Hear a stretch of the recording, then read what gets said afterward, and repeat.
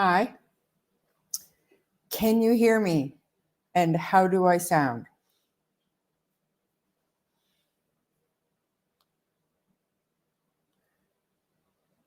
"23 people. Hopefully you guys can hear me. Sound is good. It's good. It's good. Echo? What? Is there an echo? There better not be. Okay. See this? This is new. I traded in my Sunny microphone for a Booyah microphone. Shouldn't feel like I'm in a tunnel. Sorry. So, how's everyone? No echo. It's exciting. It took me all day to figure this thing out. I didn't, because it comes with this little thing, and I thought it was Bluetooth, and it's not. It's Bluetooth to the thing it came to, and you got to plug it into your computer. Whatever. But I figured it out. Hopefully it keeps working. Let me know. All right. Hi, member 2, and Maxie, Nova Scotia. Kelly, hi. Belinda, good to see you. And Johnny, as always, good to see you. Hey, just reporting. Love that you're here. And trying not to miss any questions or anything. Hi, Betty. So me and Harley are solo tonight. So if there's anything he needs, he's going to let us all know. So sorry in advance for the interruptions because he doesn't care. Hi, yes, ma'am. I'm the one that writes the late slips, so I'm giving myself a free pass today. Tenu Stilland. Can you sound that out for me so I get it right next time? Hi, Blue Jay and Jane. Good to see you. Hi, Wolfie. Lindsay Shannon. Lindsay, I got your email. I read it once. Amazing. I'm going to read it again, but I'm going to respond. Echo. Hi, Blue Heron. And TJ's mom. Good to see you. And Pam Taylor, thank you for being here. Oh, Brookie Cookie Butterfly. It's probably one of my favorite names. Awesome. Jules on the beach. Did I say hi to you? If I didn't, then hi, Jules on the beach. Seawood, good to see you. And who else? Ori, as always. Thanks for joining me. Hey, Romo. Thank you for your time you put into Jack and Lily for us. Hey, Patriot Girl. And April. April says hi. Peace Spice. I think I love that. Pretty cool. Hi, Heather. Thank you so much. I wanted to first, yesterday, I was kind of going, after we watched the video, Belinda's interview, I said something that it did not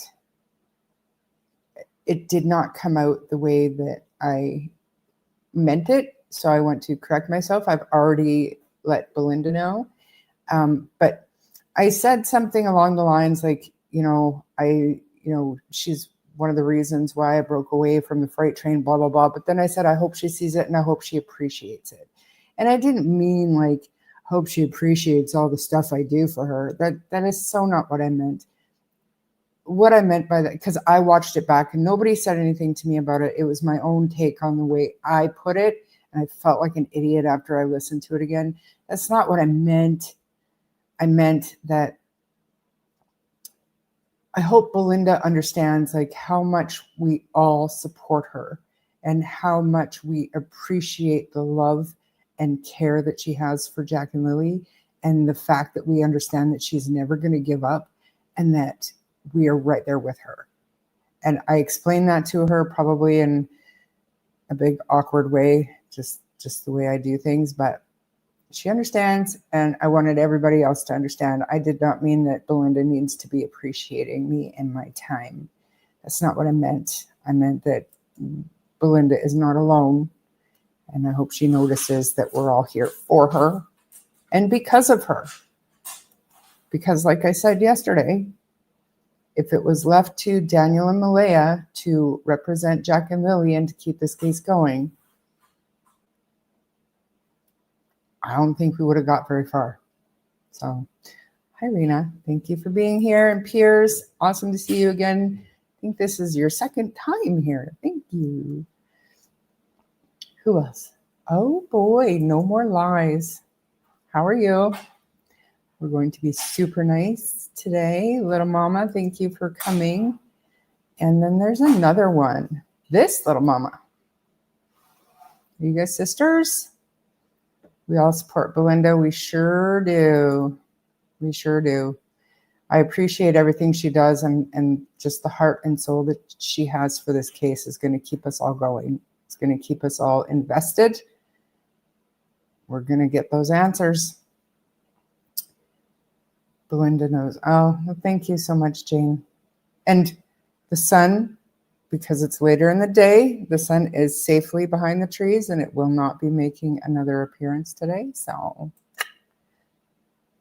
for what it's worth, I know what you meant. And I appreciate that. And I think a lot of you probably understood that I didn't mean it the way it came out. I felt like a complete and utter idiot. So I just wanted to set the record straight. I already did this morning with Belinda, because she emailed me and said, thank you for all you do. And I thought, oh my God, she did take it that way. Oh, what a nightmare. Anyways, I think everybody's starting to get the idea that sometimes Charmaine just doesn't say things the right way. I just bleh. But my heart breaks for Belinda as well. Thank you, Rena. Oh, not that one, but thank you so much. That's this one. I called RCMP and they called me back. Do you want to share? Thank you for the comment on my eyes blue hair, and I appreciate it. It's always nice to get compliments. You know what I mean? Charmaine, hi everyone in chat. Prayers and justice for Lily and Jack. Every child matters. Thank you so much for being here. You usually see my name show up when you're on Sunny's channel as Tiffany Lynn. You already told me that, and I'm sorry. Hey, Ernestine Stein. You are a bright light in your day. That is probably one of the nicest things anybody ever said to me on here. Thank you. I told RCMP to watch DT interviews with Daniel. They asked for the link.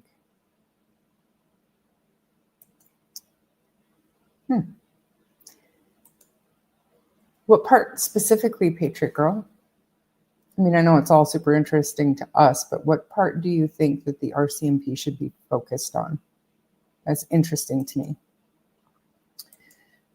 Hey, Explorer. I'm glowing. It's sweat. I'm just kidding. It's not sweat. Yes, same. So there's actually quite a bit that I want to talk about today and that I want to watch today.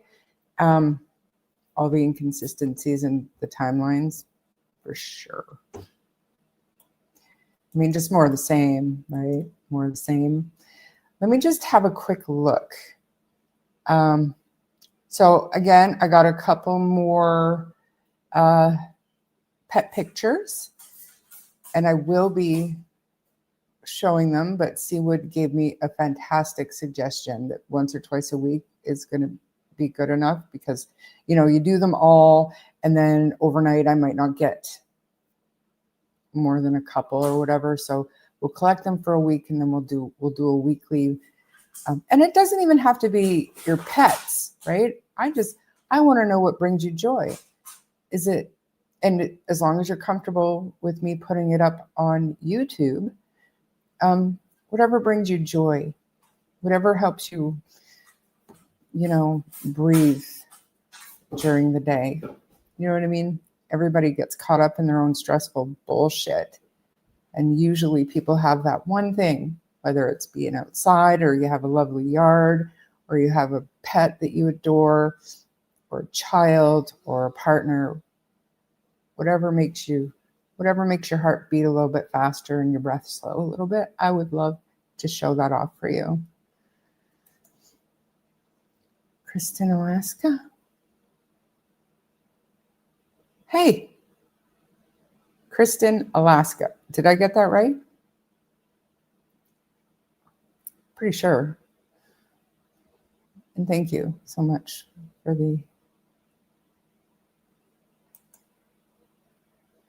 I wish I could give a hug to Belinda. I live in a small town in the county of Renfrew in Ontario. I know the county. Praying for justice. I know. It's to watch those interviews with Belinda, and she's got her heart and soul bared out for the public. It's heartbreaking, but it's also inspiring and it's infuriating to think about everything that she's going through. And, I admire her, and I will never stop, even if I'm a complete shit show and I come on live and I just read your comments for 2.5, 3 hours and we just talk about stuff. At least we're talking about stuff, and I will never stop as long as Belinda keeps me going. Hey, Shar, did you hear that the RCMP doubled down and Brad lied? Cameras don't lie. I saw the thumbnail, and I'm not going to give it any more credence than I think it deserves.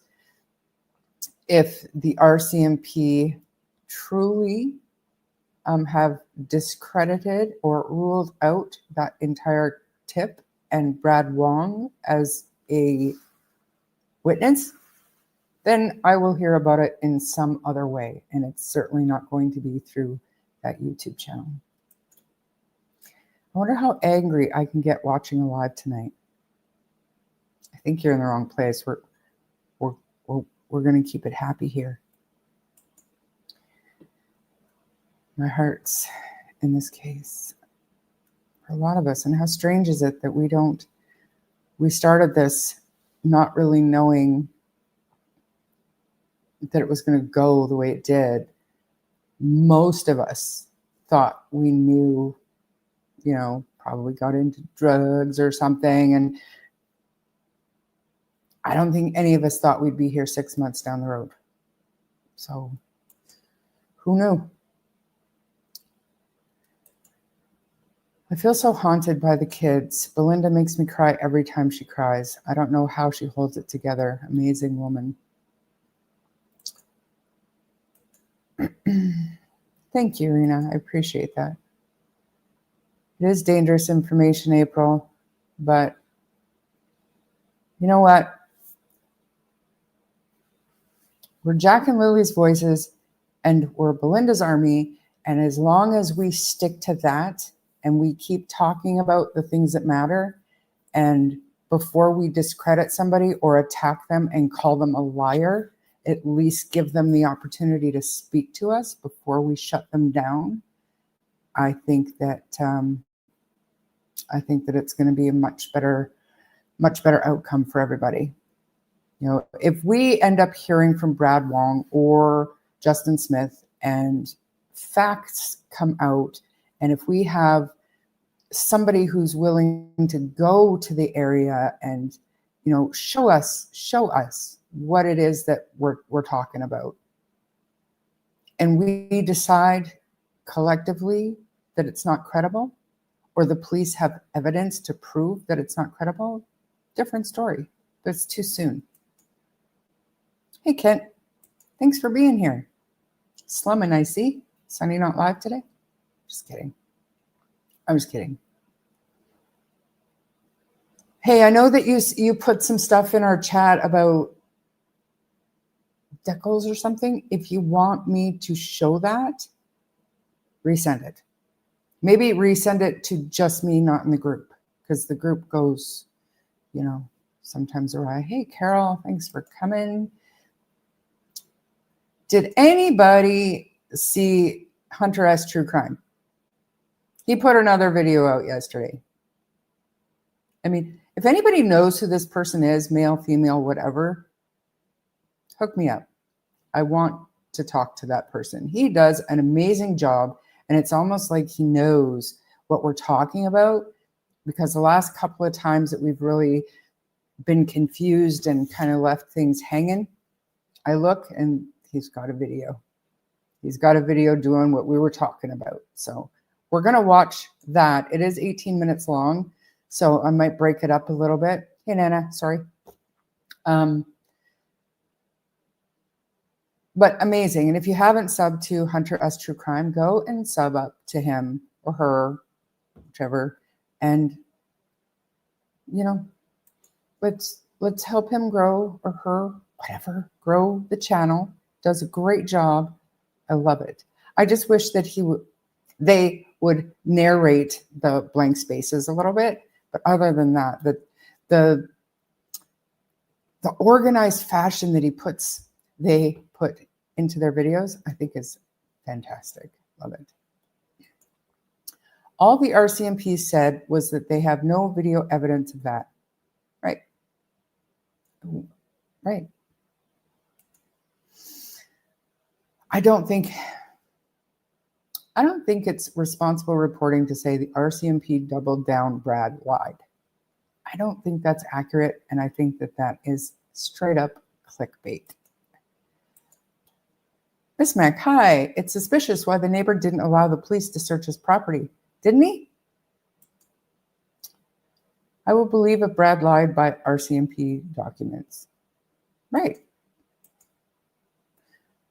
Doesn't mean he didn't drive where there were cameras, and also the cameras used wouldn't be the proper ones anyways. Maybe, but the fact is we don't know. So I'm not going to discount him until there's a reason to. I wonder if the children ever went to a doctor or dentist. I don't know. Just keep swimming. Just keep swimming. Thank you. Thank you for recognizing that I am Dory. Hey, Sea Legal. And did I get everyone? I think I got everyone, and then other people are coming in, so I should probably just get a move on. Clickbait from Daniel's biggest fan. I don't think that that's happening over there, and I can't for the life of me understand why Daniel is still entertaining. Only because DT is not accusing Daniel.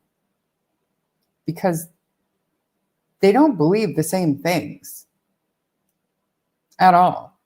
So it's bizarre. April, ISO, it's like a chain wreck. You can't look away from it. It truly is. I really wish some people would stop discrediting them immediately. It keeps people from speaking up. Like, how long did it take us? We watched Daniel on the news for a solid month before we started to realize that things were changing a little bit. Brad Wong, the details of his tip haven't been out that long. We're just so used to being lied to or deceived or misdirected in this case. We're just jumping on anybody. You know what I mean? And let's not do that. Let's allow them to talk. What strikes me as odd is when Daniel said RCMP searched the neighbors. Why is that odd? You'd think they'd have to if they were searching on the premise that the kids wandered off. You'd think the second place they would check would be the neighbors. First place should have been Janie's. Meaning Daniel and Malia.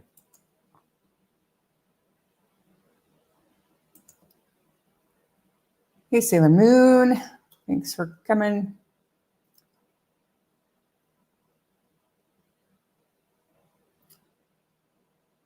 Yes, absolutely. Hey, Dunn.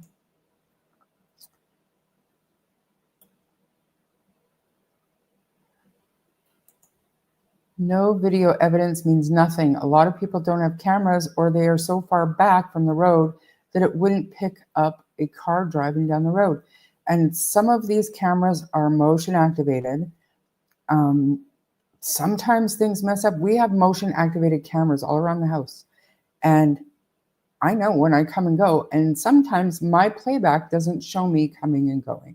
So things can screw up. And it's not a cheap system. I mean, things can screw up. It means nothing. We need to hear him out. I think people are going to be scared to come out. Exactly. And it's because of the environment that we create for them. It's like we're a bunch of rabid dogs waiting for him to come so we can just attack him. I wouldn't come out. No, he's he's like 659 or something like that.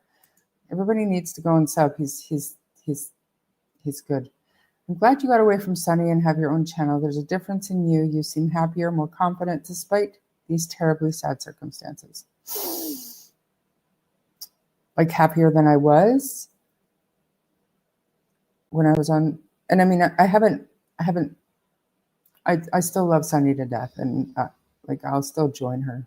I needed to break away and do my own thing. Do you know if RCMP took photos of inside the trailer? It does not sound like it.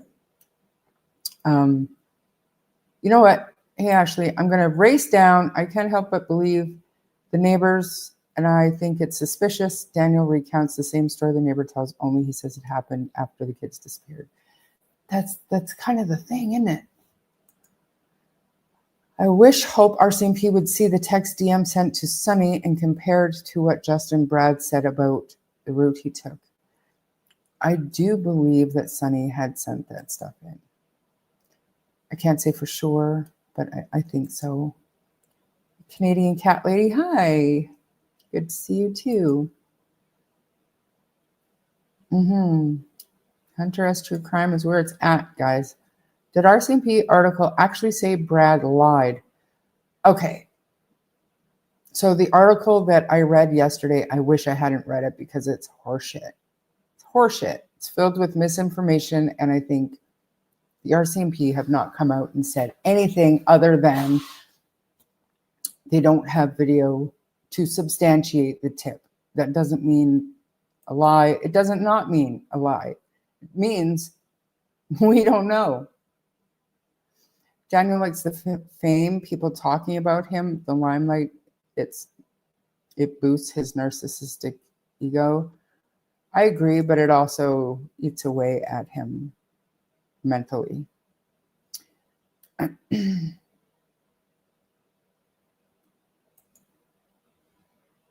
Okay, so we're gonna watch Hunter S. True Crime. Sky Painter, hi. Do you really think DT is playing good cop and baiting the neighbors to speak out? Because that's not the way you get it, right? You catch more bees with honey, and if that's what he's trying to do, he's not. I disagree. Yes, Daniel and Janie trying hard to get ahead of it, early casting aspersions on a neighbor. Just in case anybody doesn't know, the buddy bench that I built in BC, British Columbia, west coast of Canada, Sky Painter had that bad boy shipped to the east coast. Told you I was going to do that. Just they couldn't substantiate via camera. DT assuming lies using, but former law enforcement should know that. Just saying. Would cameras record audio? Depends on the system. Mine don't. Did they search the neighbors? As far as I know. But I mean, we don't have, I don't think we've ever been told one way or another, have we? I don't think so. But I believe that they would have. I know that they went to the neighbors.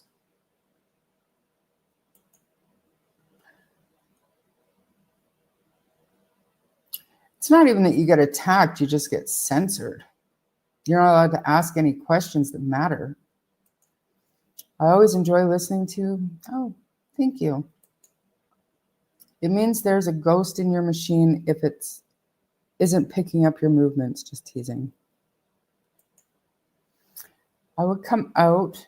No one even on the threat of death could stop me. I'm stubborn. I would like to know if cameras confirmed the story wasn't true or if there just wasn't enough video coverage to say one way or the other. I mean, if the video was, if we have time, we're going to look at a map and we're going to look and we're going to see, I mean, we're not going to see any cameras or anything like that, but we're going to see the area. We're going to find those train tracks and we're going to see if it's even plausible that there's cameras out there that might be pointing in that direction. I mean, would you, if you had a ring cam or something, just say, or security cameras, would you have them pointing at train tracks? Or would you have them pointing, I don't know. I don't even know what I'm trying to say, but you know, whatever. Hey, BMX. Like, does that stand for something?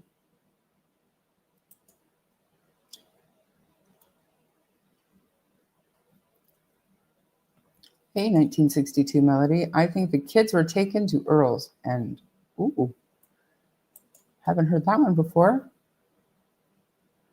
Yes, I wanted to give Belinda a big hug too. I thought these people live in the middle of nowhere. Why would there be video other than random trail cams? Excellent point. Oh, Sue, I refuse to call you your whole name. Hi, thanks for being here. Yes, Earl did. I saw the first interview in my feed, like Canada News, and I thought it was odd because I've never seen another country's news channel on YouTube. Then I found you and Sunny right after. Well, that was lucky for us. The bench is beyond amazing. Thank you very much. Oh my gosh, now we're thanking Sky Painter, and I said that like 5 minutes ago. Somebody needs to time me how far behind I am in chat. It's 5:22, so I'm 3 minutes behind in chat, everybody. I live in I was losing my home when this started, but I found out about this the first week of May, and I feel I was drawn to this somehow, whether it be one thought or opinion that could help. Any thoughts or opinions that spark conversation is helpful. It is so helpful. Don't ever think that your opinions don't matter, because opinions, they bring on conversation as long as they're not accusatory or you're just being an asshole. People are going to talk to you, and then you bounce ideas and you brainstorm and you never know. Thank you, Patriot Girl. And I think they need to redirect the search away from the blanket and the boot prints. I think they were planted as a distraction. Mm-hmm.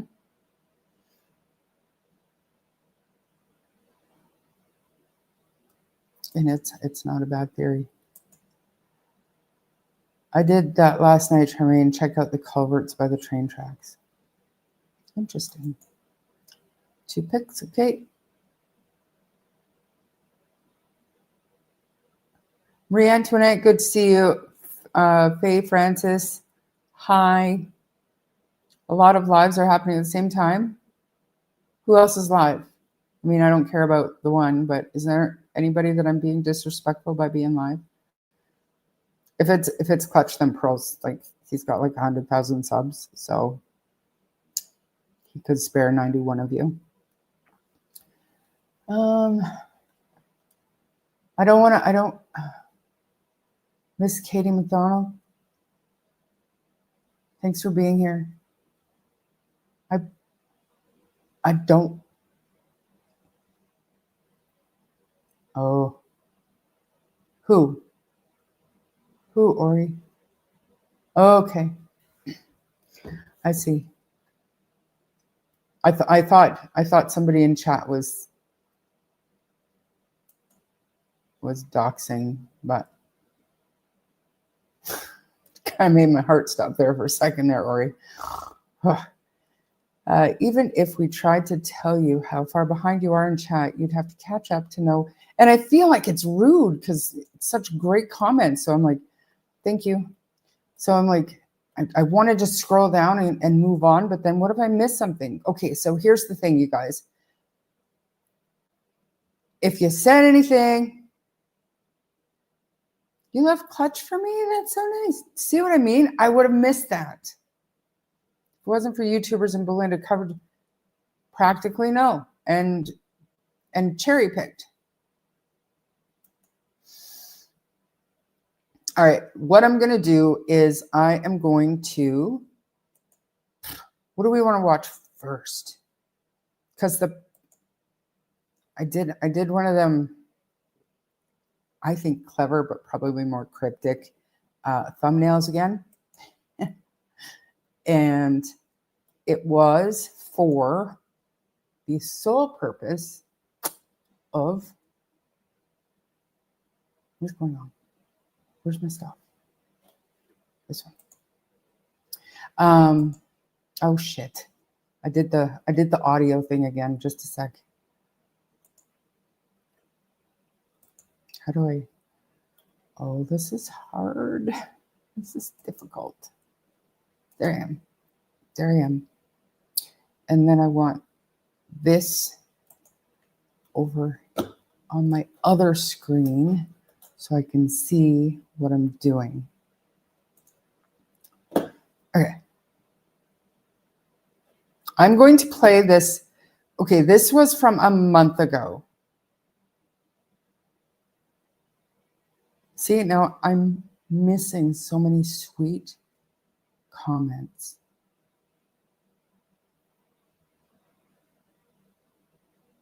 You guys are so nice.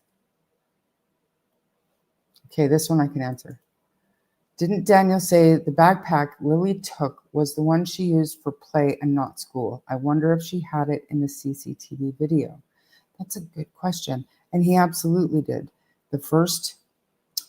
One of the first questions I asked Daniel, because I was convinced that they, meaning Lily, wanted to take Jack and go to school that morning because popping her head in and out. Do you know what I mean? I was convinced boots are gone, backpack's gone. They went to the end of the road to catch the school bus that probably already left and somebody else picked them up. That was my number one, after we found out they lost the scent at the road. So one of the first questions that I asked Daniel on May 31st was, what's up with the backpack? Is it possible that Lily was trying to go to school? And he said, no, that backpack is a play backpack. It was for treasure hunting. And she usually only played with it when his other kids came around. So yeah, I should be able to. Okay.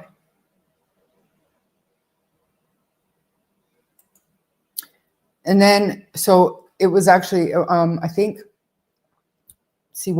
it's Daniel came out and said that Malaya originally bought the strawberry backpack for overnight trips to Nana Cindy's. But overnight trips to Nana Cindy's didn't happen that often. So the strawberry backpack became a play backpack. Which, I mean, no reason not to believe that. It sounds legit. Why did Daniel even mention the backpack in the woods changing color? That was odd. That was odd. Yes, he would. So we're still on the same page of the same book. Beautiful. Beautiful. All right. So this Hunter S. True Crime is not the one that I wanted to watch, but I had it playing in the background, and it brought some old stuff up for me. Daniel says a lot of odd things, correct? But I want to play it just for a few minutes, just this specific part. I think like maybe 2 or 3 minutes. And And then we're going to talk about it, and then we're going to move on. And while you guys are watching this, I'm going to go get what Kent sent me so I don't forget this time. Because he asked me to do something before too, and I didn't.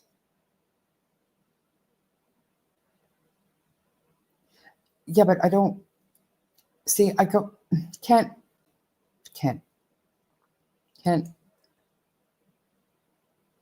I'm not really a co-host over there, right? I mean, can we honestly say that Charmaine is a co-host over there? I'm not. I'm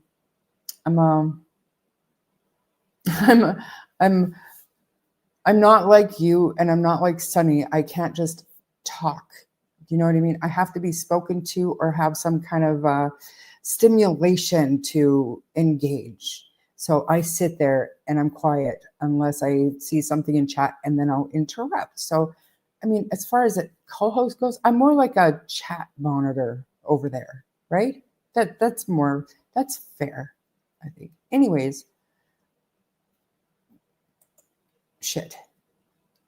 I had to do this, and I remembered everybody better be proud of me for this, because when I shared it originally, I didn't share the audio. So I would have walked away from here and you guys would have been screaming at me. We can't hear it. We can't hear it. All right. Refresh for what? What'd I do? What'd I do?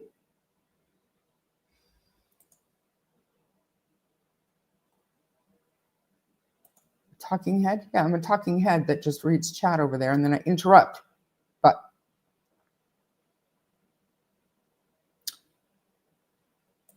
okay, you guys, I need to stay here. Okay. I'm not getting frustrated, Kent. I'm not getting frustrated. I want everybody to understand that Charmaine is a shit show when it comes to YouTube. I'm doing my best, and everybody here is so patient, and I think maybe they get a kick out of my fuckery, but it is what it is. Oh, thanks, Ori. Thank you. Anyways, well, let's get to it. Unsolicited advice stinks. Are you Daniel? Are you Daniel?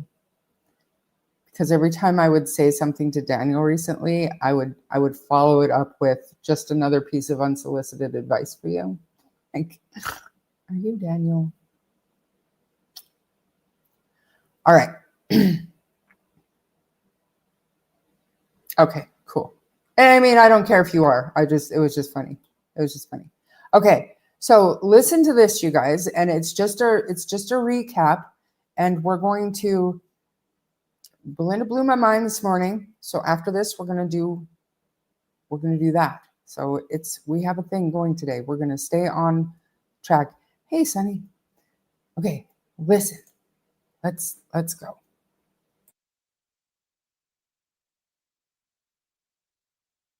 I was looking through the Facebook page of the children's school to understand what their school life was like. I was really just curious about the types of things they did at school and, you know, what their lives were like there.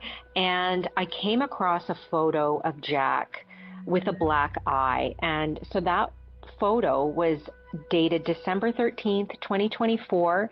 It was 5 months before he and Lily disappeared. I asked Daniel how Jack received the black eye in December, and he didn't respond. But in private Facebook messages that were shared with me, he acknowledged that Jack had many black eyes.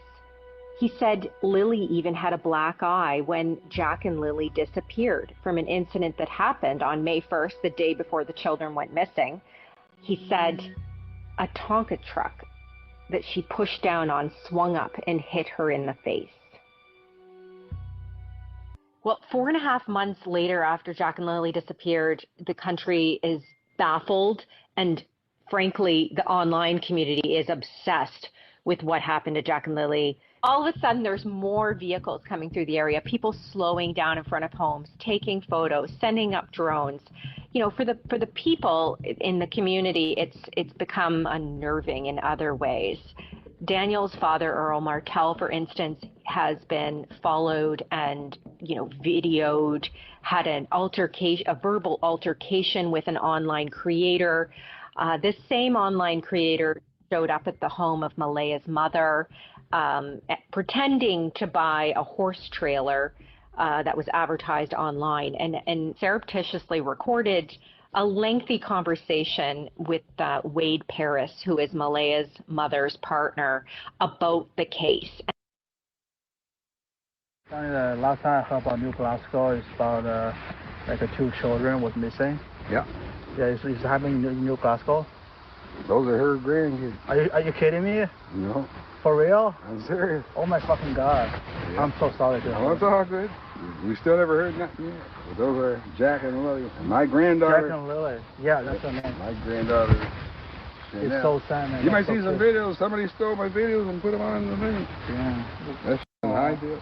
And she plays with Jack and Lily all the time. And she keeps asking about them. I said, you'll get to see them again sometime. I said, I don't know where they're at. I just said they're on vacation. Yeah.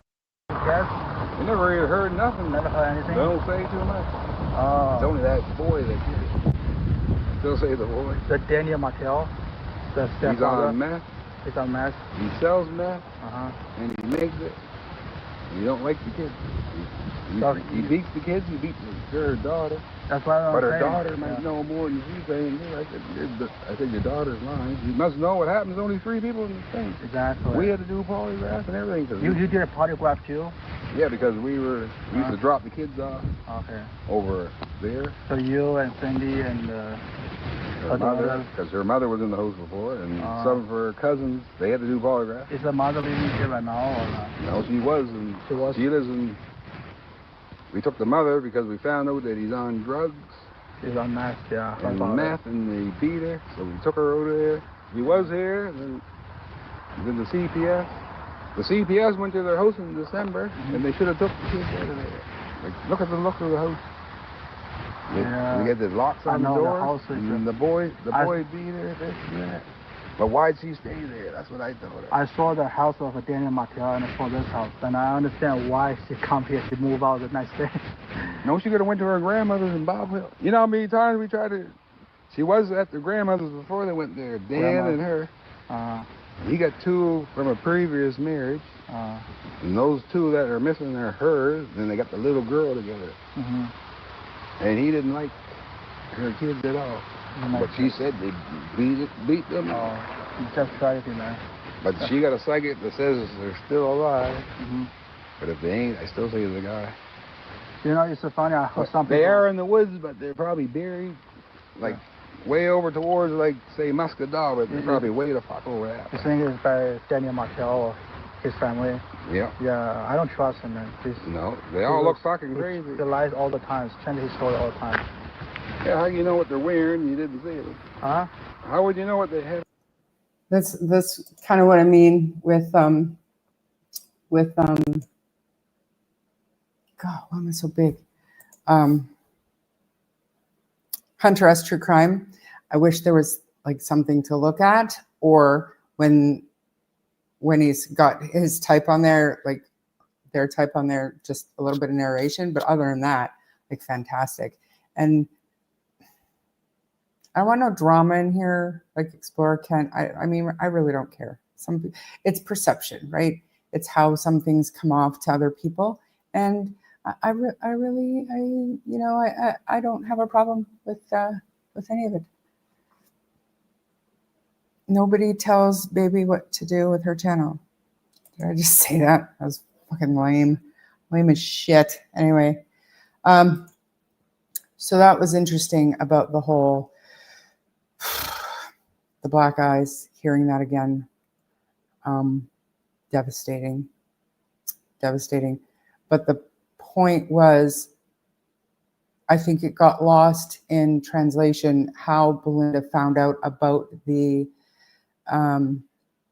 black eyes, and that was heartbreaking to find out that somebody was just scrolling a Facebook page. And what are the chances that this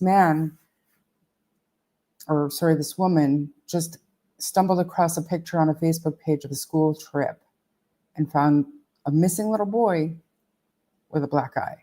And then for the grandmother to find out that way that potentially her grandchildren were being abused before they went missing.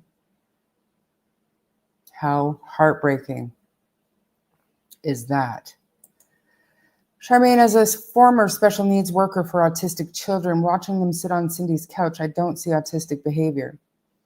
And what I took away from that real short video, and I say all the time about, like, my grandson, he used to do the screaming thing too. And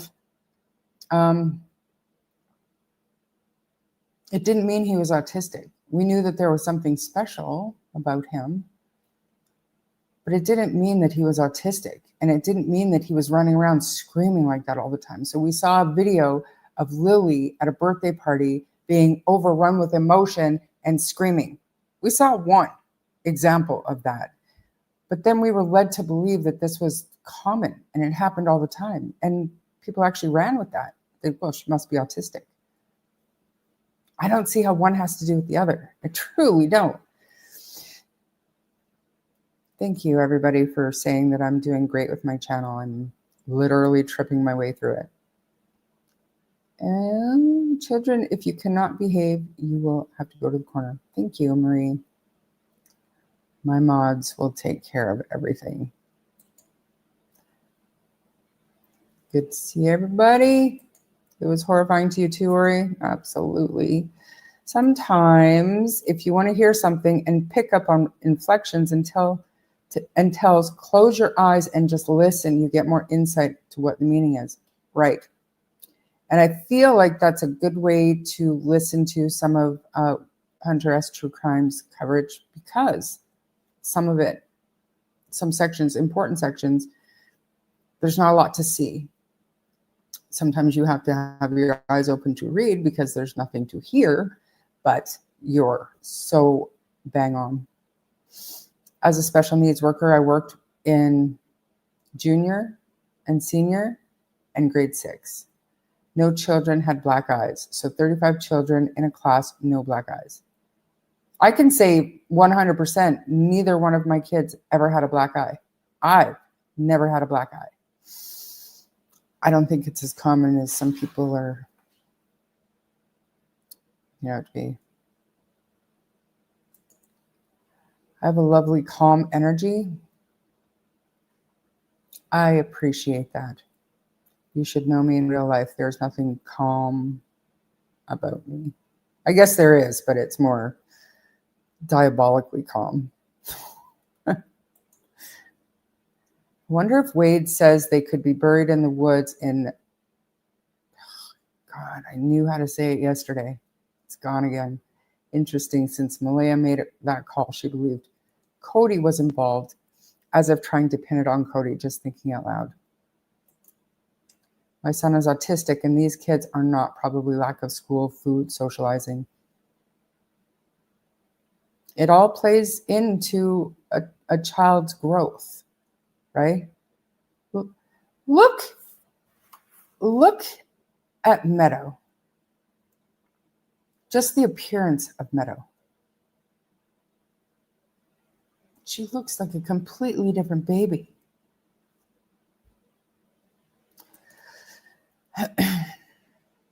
Shar has had this channel a long time. Sure has. But to clarify, my channel has been around for a couple of years, but I haven't done anything with it, like literally at all. Up until a few months ago, I think I did Adam Montgomery's sentencing, I think.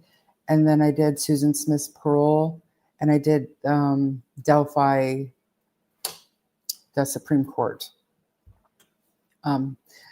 oral arguments. Other than that, before that, I had just my podcast platform. It goes on to Spotify, Amazon, and all those. It automatically uploaded it to YouTube for me. So I literally did nothing with the channel. Even when Sunny's, like, her StreamYard will plug my channel, it has it in there all the time. I still wasn't. I felt bad when everybody said, oh, I just went and subbed. Yeah, but I'm not doing anything with it. Muscadobit. I'm going to forget by the next time. So just. Can we do a side-by-side of Meadow before and after? Because I've never seen those pictures. You've never seen those pictures? Fuck. I'm sure we can. I'm sure we can.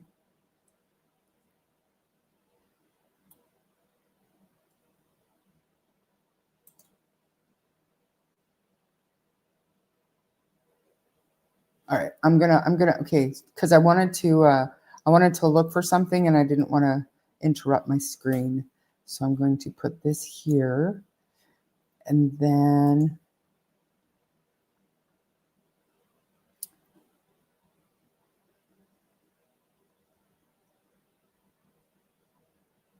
yeah, I'll explore. I will find it. I will find it. And for now, we are going to listen to a couple of things that we've heard 100 times or more.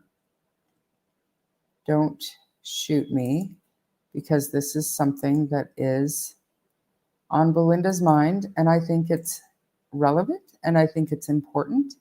And I've even slowed it down so we can hear it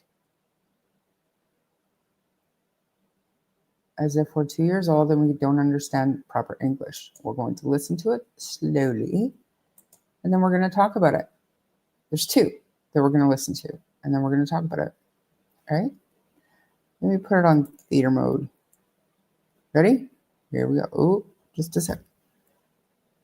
Turn it up a little bit, and there we go. Everyone loves them. They are definitely verbal, and they do have possible autism. Okay, that's a little too slow. Just one sec. Playback. We'll go 75%. Okay. But it's not extreme autism. It's just they have issues with school, and they don't catch up with the other kids. I just want to remain hopeful. But there's always, in a mother's mind, you're always thinking the worst. Last night was one of the worst nights because I didn't have them in their beds.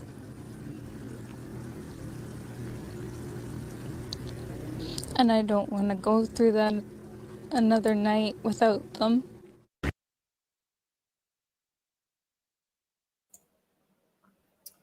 So that there is playing on Belinda's mind. This interview was on Saturday. So they had been missing one night. One of the worst nights.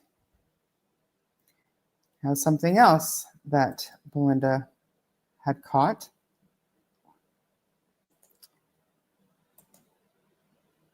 I think I'm going to leave this one on half because Daniel does talk a lot quicker. This is Daniel's first interview, you guys. I gotta mute myself first. The last few days have been very stressful. I mean, ever since the Friday morning when we noticed that the children were gone. That was so disturbing.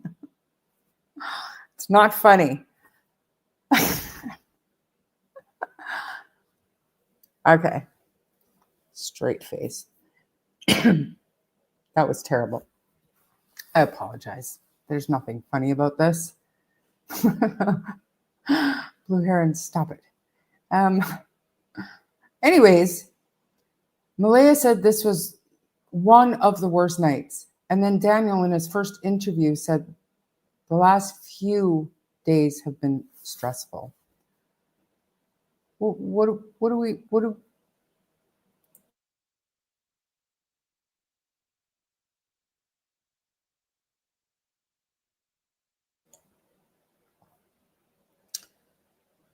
or coming down from something, little mama. But so the point is, were those both slips in their first interviews alluding to it being more than just a day? The last few days have been very stressful. Last night was one of the worst nights. Do we see how these two slips are, they're related? Does that make sense? Or are we overthinking that? Are they innocent slips? Because for both of them to allude to the fact that it's been more than just a day,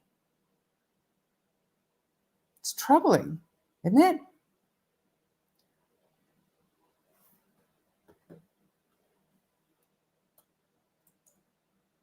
Thursday night was the worst night.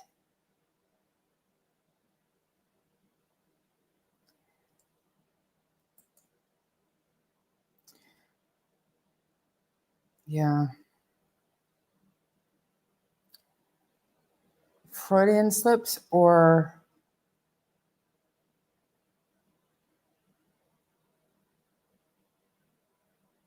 Chelsea, hey, I don't think they're innocent slips. So what exactly is the definition of a, bear with me, you guys, Freudian slip? Meaning the actual, like, I know everybody kind of knows what it means. An unintentional error regarded as revealing subconscious feelings.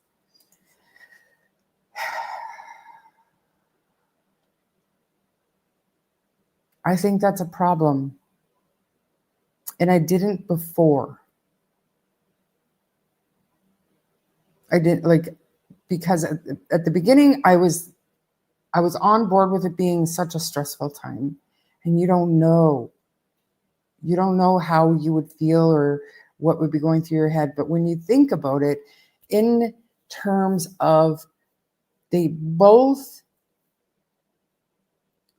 alluded to that not being like day two,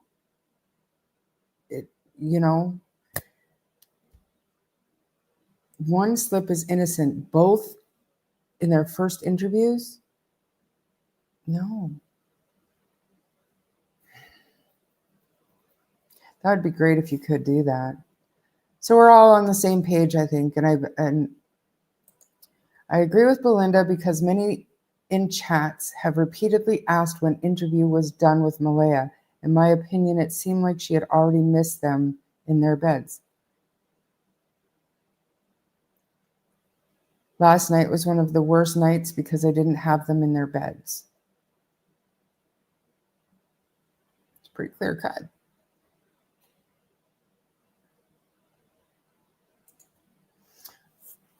Not overthinking. At the time, we thought the children were out of school for a few days, and I thought immediately that they were not home or possibly not alive for a couple of nights. And I started thinking that way too. And I know Sunny did too. We were like, and we were actually relieved to hear that they had CCTV video of the kids on the Thursday, but then we were at a loss again. And this had a lot to do with it. These little slips.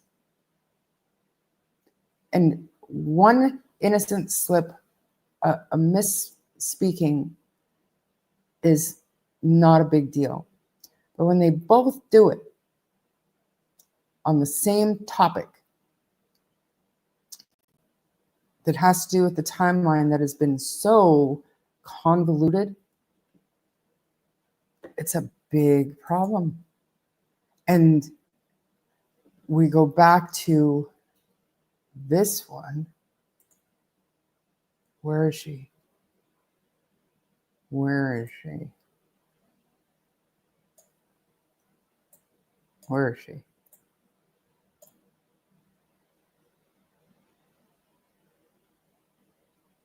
she knows that she was awake at 8:28 trying to call her mom.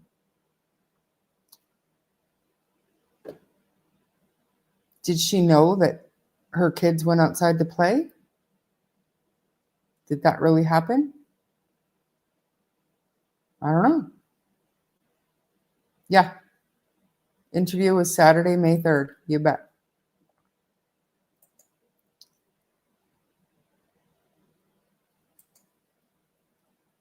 May 3rd.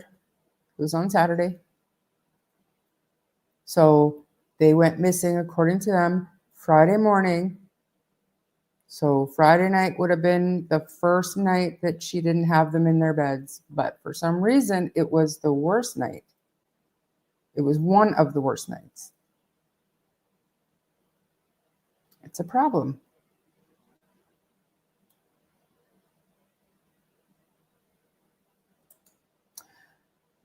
That's true.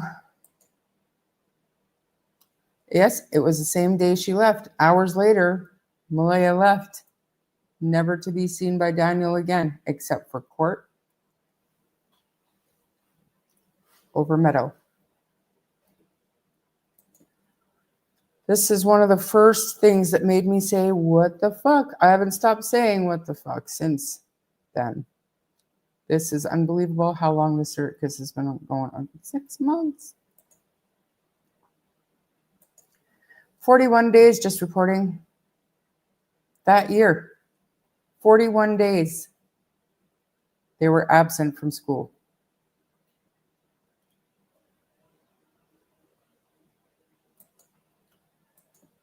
Yep, hours later. We have no idea what time of day this interview was done, but it was done on Saturday, and by dinner time, Malaya had gone.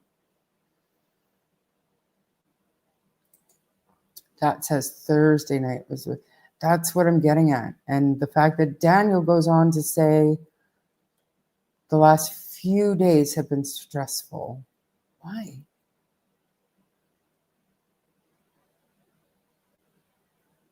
Yes. Oh, no, the interview? No. Because from what I understand, the argument in the driveway was right before the briefing where Malaya had to take a break and go into the ambulance where her mother went, and right after that they left. So from what I understand. Hey, Mattis Catter.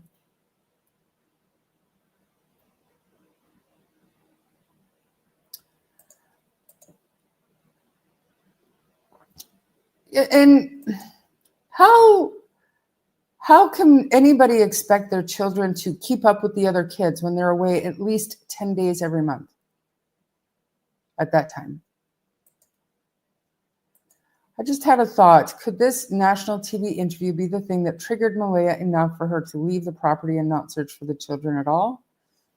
I've thought about that too, because it did not come off very well. But you would think she would want to stay out there and look for her kids. And I understand that she's not young, like chronologically, she's 28, but very naive, soft-spoken. So maybe, but I forgot all the places they went the day before and the timeline where they drove that day. Dollarama, I think they went and they got poutine. I believe Malaya had blood work that day.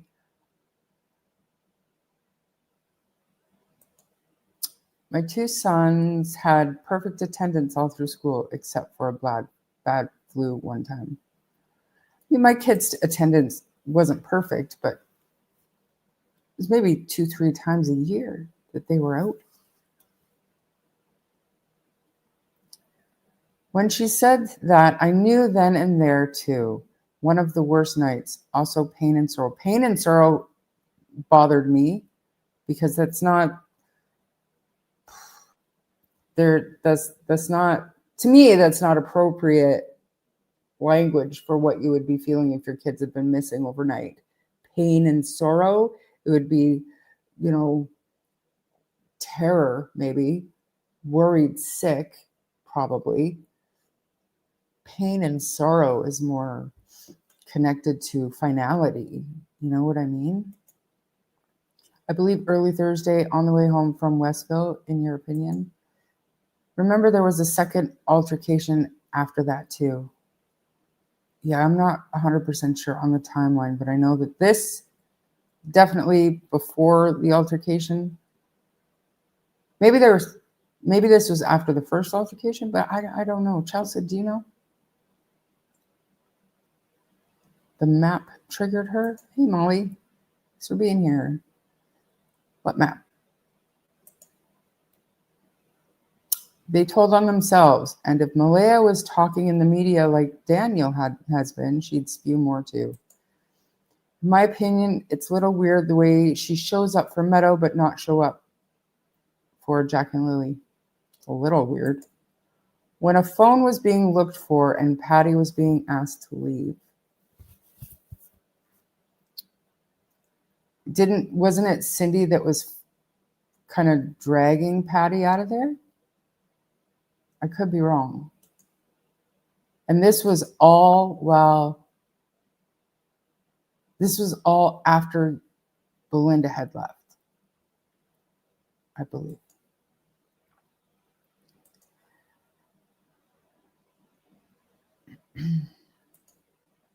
She left in the middle of a briefing, didn't she? Yes. Oh, she went to take a break in an ambulance. Yeah. Even she made statements from where she was staying to plead. Yeah, you would think she would.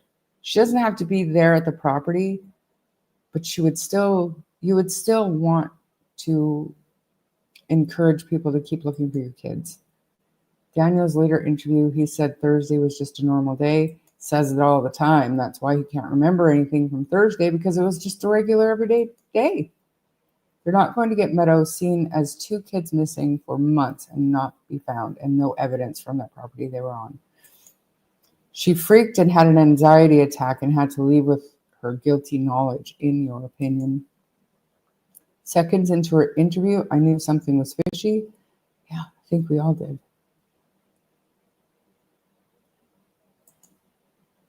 Sorrow equates with active grieving following a death. Brookie Cookie's onto it. And the teacher never met her. Weird, right? When your children are that young. Definitely weird language. Sounds rehearsed. Sorry was a way back. A way back. I don't know what you mean. Her face looks guilty. You think about Meadow often. All right. I don't know. I haven't asked him about his two older children. I know that he did get a explanation basically from his ex-wife,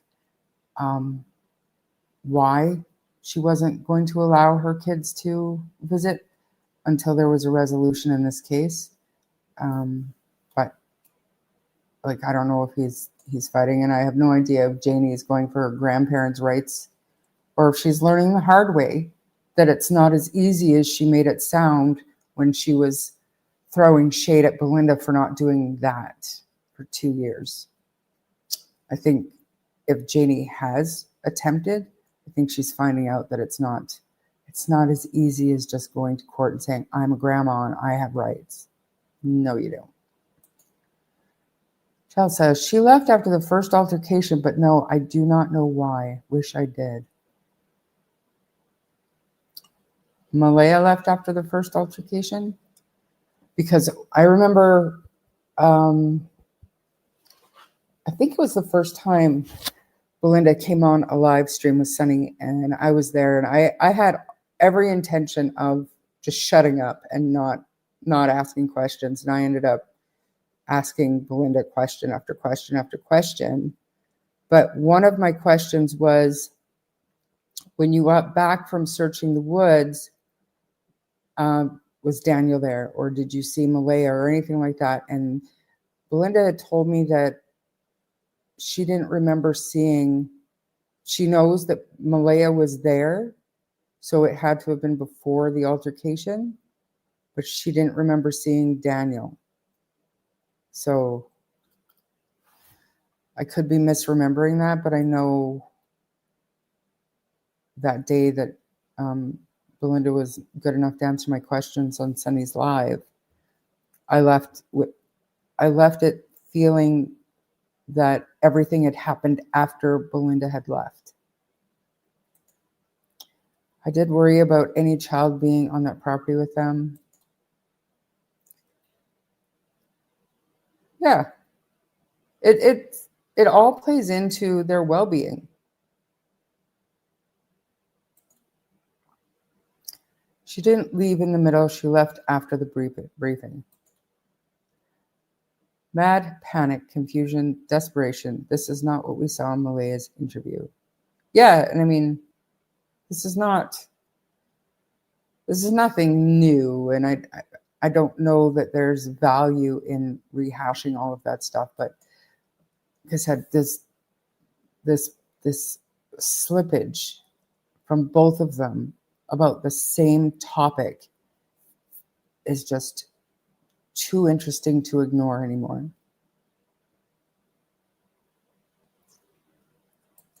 Let's read some of what Sunny's saying. She was, but that was after the briefing. Yeah. Family has spoke out and told about the fact that she didn't leave during it. It was after. And she was in the ambulance taking a break or whatever, and Cindy was with her. And that's when she had changed her mind about going with Logan and decided to go with Cindy.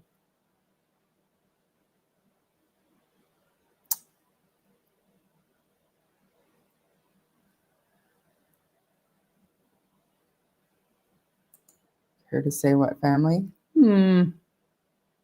Sunny doesn't give up her sources, but hey, anybody,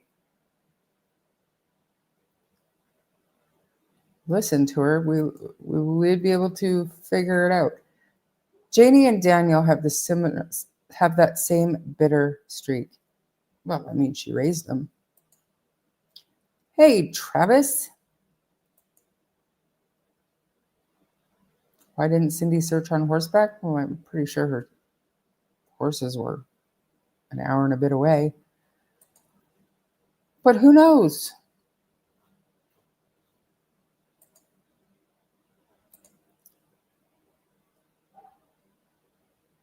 But it's a good point. They should have had, well, no, maybe not. I don't know. Maybe not Cindy's horses, but other horses. Ooh, I don't think Haley will have a problem with people knowing that. 1 + 1. What is the status of Belinda's custody case?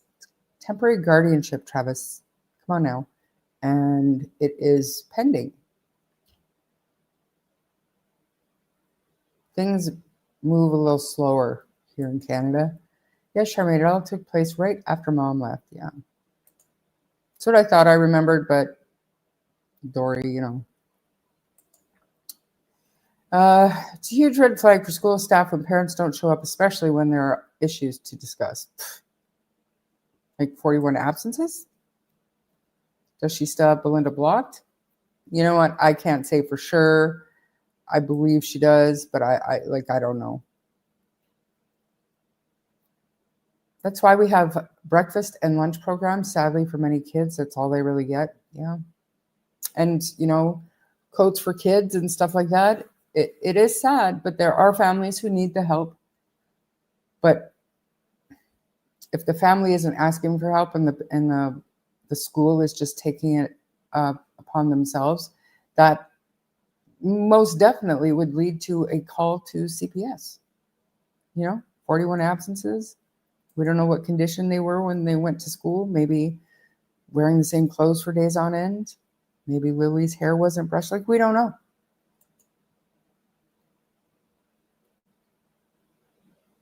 I think, Ori, a lot of provinces in Canada have a high rate of child poverty.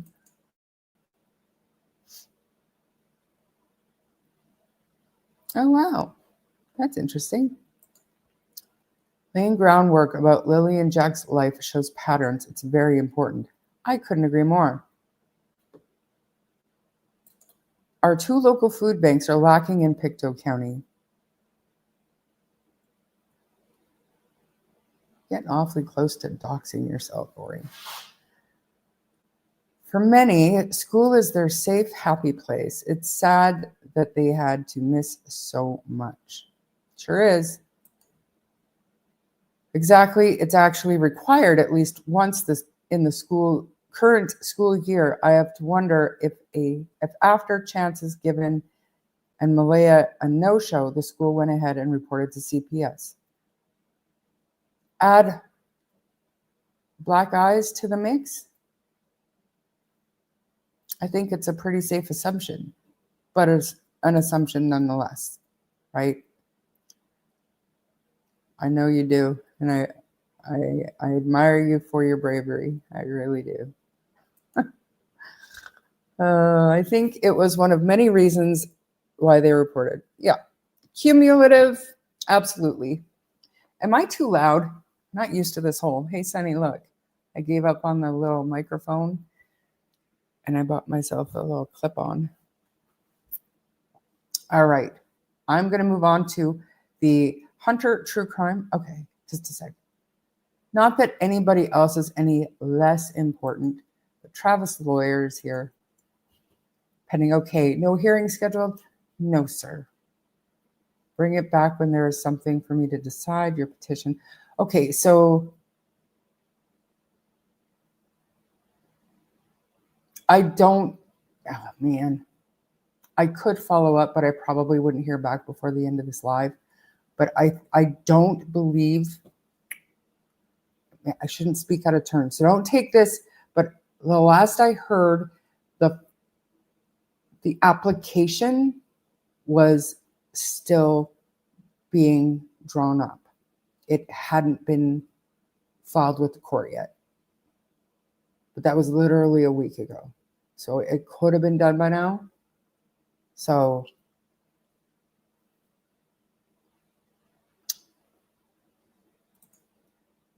normally schools don't post pictures of kids on their website. The whole autism thing is a cover-up for parental neglect. You know what? I don't think that they're maliciously saying the kids are autistic to cover up for their own shitty parenting. I think that they don't understand the correlation between being a good parent and providing your children with the necessities of life in order to feed their growth and make sure that they're successful. I don't think these people have any concept of that. I think that they're probably convinced that they're just autistic. Has to be some explanation for why they have a hard time keeping up with the other kids, or why they have emotional imbalances, or any of the other problems that they might have been experiencing, instead of understanding that it could be just as simple as lack of structure, shitty diet, no schedule, neglect. Could be. Don't break for me. We can cover it later. Oh, that explains it. Okay, good. I don't have a clue. And I still am going to go through the court documents, and Travis went through them, and I'm going to have Travis on, and we're gonna talk about it. Not today, but eventually I'll get my shit together. Proper nutrition and food and everything makes a big difference, and it really truly does. And not just that, it's the structure, and it's the schedule, and some kids do need medication. But in this particular situation, I think it was a terrible and tragic mistake for them to jump to autism. Because by the sounds of things, Malaya thought that they wandered away because they were autistic. What? Anyways, I don't even want to. I want to go to Hunter S. True Crime now. Not that one. Not that one. Where is it? Did I just exit it? Why am I watching myself? That is creepy to infinity. Hunter S. True Crime. because we are going to watch his latest whopper. He does such a good job. Anybody that can get a hold of him, do it. Let's get him up here on this live and we'll talk. I want to hear his thoughts because he's meticulous in his organization with this stuff. It's really, really well done. Okay, so did you say something to me, April? Are you yelling at me? Anyways, we're going to watch Hunter S. True Crime and then maybe do some map time. I'm dreading map time, but it's important. Oh, and I also got a video sent to me too on Facebook by somebody like a long time ago, but of the area of the Lairg Road or whatever it was in that tip. So we're going to watch that too. And I'm going to find a picture of Meadow and I'm going to get Kent's stuff. So before I do that, let me just make sure I've got a separate window because Sunny, I don't know how to share things other than sharing my screen. So did I share the audio on this?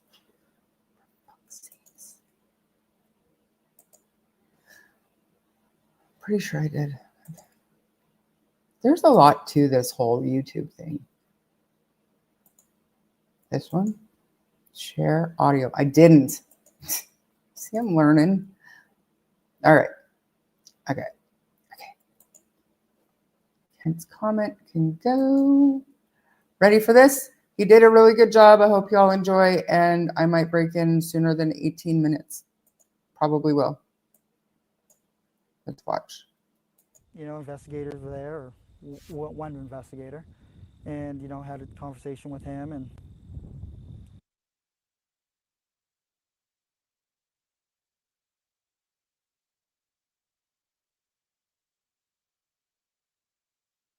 he said that Thursday didn't have enough details, and we think you did something to the kids Thursday night. And I asked him, like, what are you talking about? Like, I just ran through whole Thursday and Wednesday with you. Like, we just spent the last 20 minutes talking, and there's not enough detail because I thought it was an ordinary day.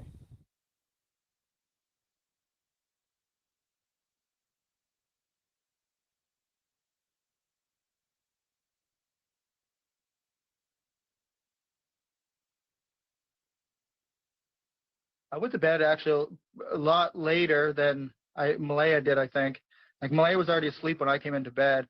I remember flicking on the light for the kids at 12 at night, or a little bit after 12, so a little bit after midnight, and both of the kids were fast asleep under the covers.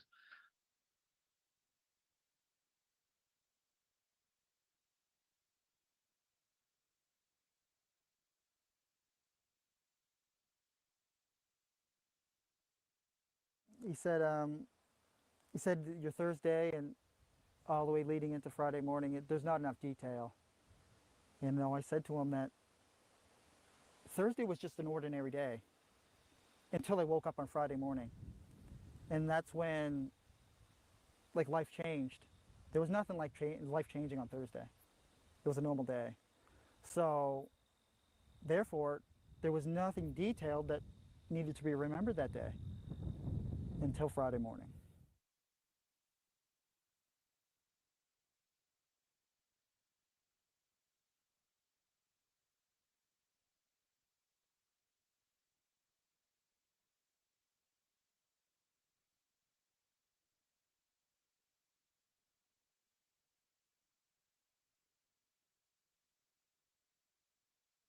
And then that's when I asked him, do you know anything on the case? And he said, not really. I've seen you on the news once.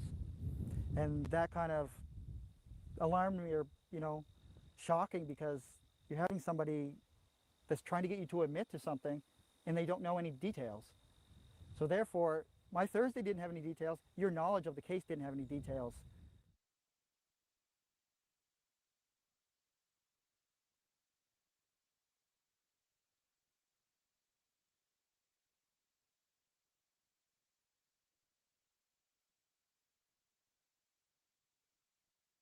After it was dark, I came back inside. What I remember, the kids were sleeping, but when you're looking back in time, Daniel, it's hard to, kind of remember everything and get a feeling for how the night really was, because it just seemed like a normal night, right? When I came inside, I thought the kids were sleeping, and I could have swore they were sleeping, but it says in the documents that she had them up till 9 or 10 at night. I don't remember them being up that late, so I'll tell you that.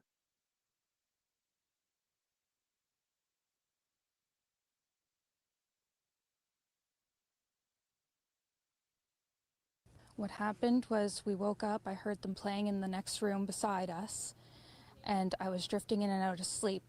And then about 20 minutes passed, and then when I woke up, Malaya was right beside me. She was still asleep. And I said, I don't hear Lily and Jack. And the next thing we knew, it was quiet, and we get up and I tell him, my partner, Daniel, I tell him, do you hear the kids? And he says, no. And we get up instantly. We're looking outside. We're looking everywhere, yelling for them. And I instantly just call 911. I woke up when Malaya woke me up. I'm pretty sure it was her who woke me up, because we both kind of like woke up at the same time. Mm-hmm. And I remember her saying, as it says in the documents, she said, I don't hear them. I think she woke me up, right? We kind of woke up at the same time, but I really don't know. First thing I do when I wake up is, Malaya's right beside me, and she says, you like hear the kids? And then I listen for a few seconds. I said, no, I don't hear them. So first thing I do is when I don't hear them, I get up and I, get dressed, and me and her make our way out to the kitchen. So I jumped straight up out of bed. Silence is never a good thing when you have kids, because they're getting into something. And then we noticed the boots were gone. We went outside, made our way into the backyard. We didn't see them anywhere. And Malaya said, should I call 911? And I said, well, just wait 1 second. I ran up in the woods to the kids. They have cabins up in the woods. It's about, 100 feet up in the woods. Ran up there, ran right back down, which only took me like 30 seconds. We made our way outside, got through the fence, and then we're standing right in front of Mom's RV, and she asked me, should I call 911? Right? That's, kind of instinctual. You want to do that, right? Right. Because we don't hear them out in the yard. We never seen them in the house. We don't see them in the backyard. I didn't know if Mom was even home or not, right? Because I thought she might have went with my Uncle Ron. Mm-hmm. So she's on the phone with 911. I run up to the woods where the cabins are and look in the cabins, look around the area. Didn't see them. I'm screaming and yelling, Lily and Jack, Lily and Jack, Lily and Jack. And I was screaming for Lily and Jack, all the way out when I was running up to the cabins. And my mother heard me, so she came out and said, what's going on? And I said, Lily and Jack are missing. Came out of the trailer after I heard Daniel, about, I'd say, 10 minutes after I heard him, I come out of the trailer. I opened up the door, was standing here. Malaya was standing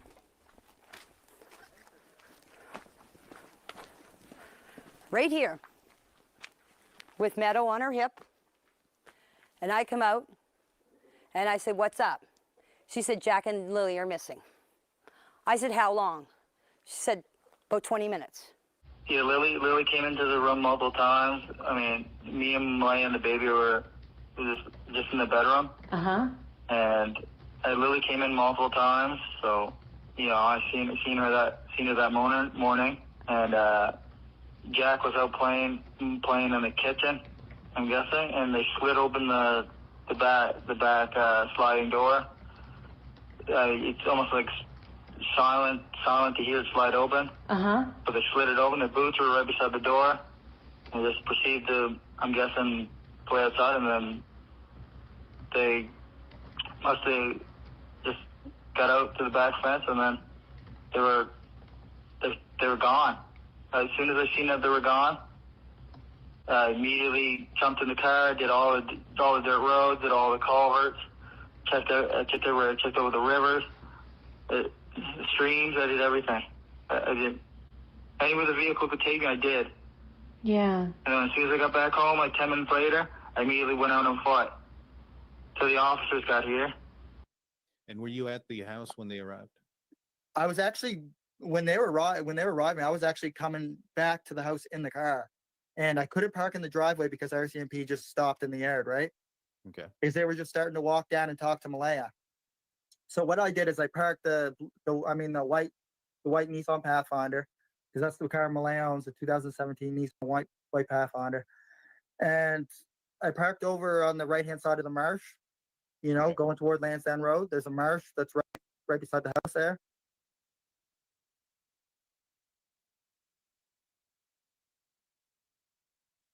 Lean Jacker, awesome kids, very, very kind. They'll talk to anyone. They want to go with anyone. They're just looking to have as much fun as they can.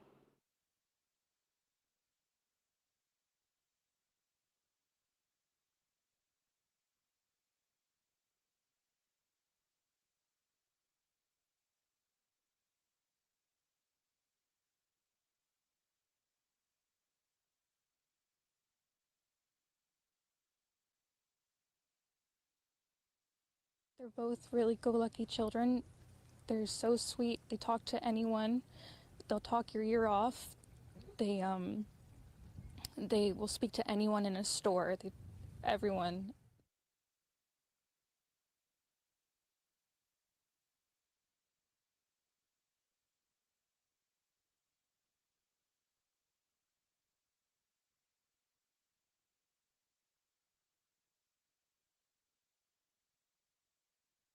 Jack just absolutely loves bugs, dinosaurs, and anything like that.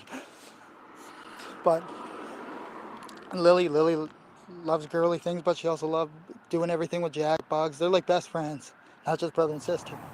And Jack just absolutely loves bugs, dinosaurs, and anything like that. But Lily loves girly things, but she also loves doing everything with Jack. Bugs, they're like best friends, not just brother and sister.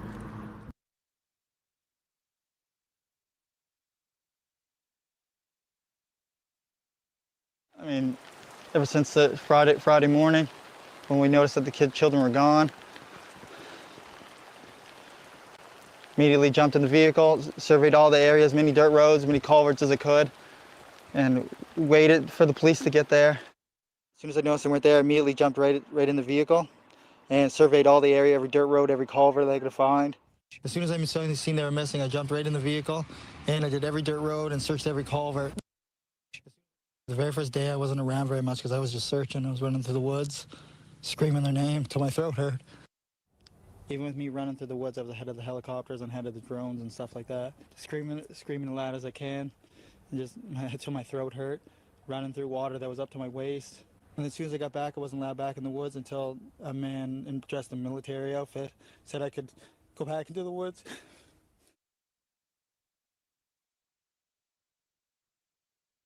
Hardly any evidence at all since the first day. It's mind-boggling that nothing else was found. It just blows my mind that there's absolutely nothing. Holding out hope. I don't know why they didn't find anything from Jack's pull-up to her backpack or any of her belongings at all. They just haven't found anything. The main feelings of from sadness have just turned to anger because there's no evidence as of after 1 month. So are you thinking that the dogs will go in there and won't find anything? I know for 100% they won't find anything. I mean, that's probably why they waited this long to do it.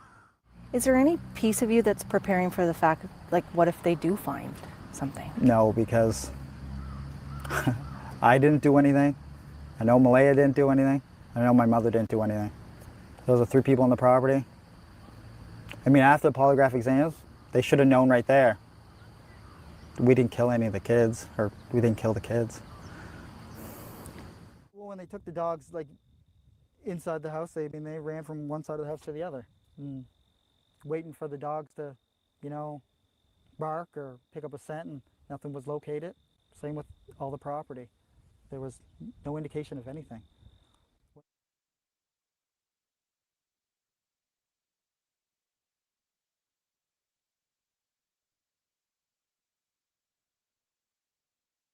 I just want to clear it up for everyone. Clear it up for everyone, not just the people online making crazy accusations and everything else.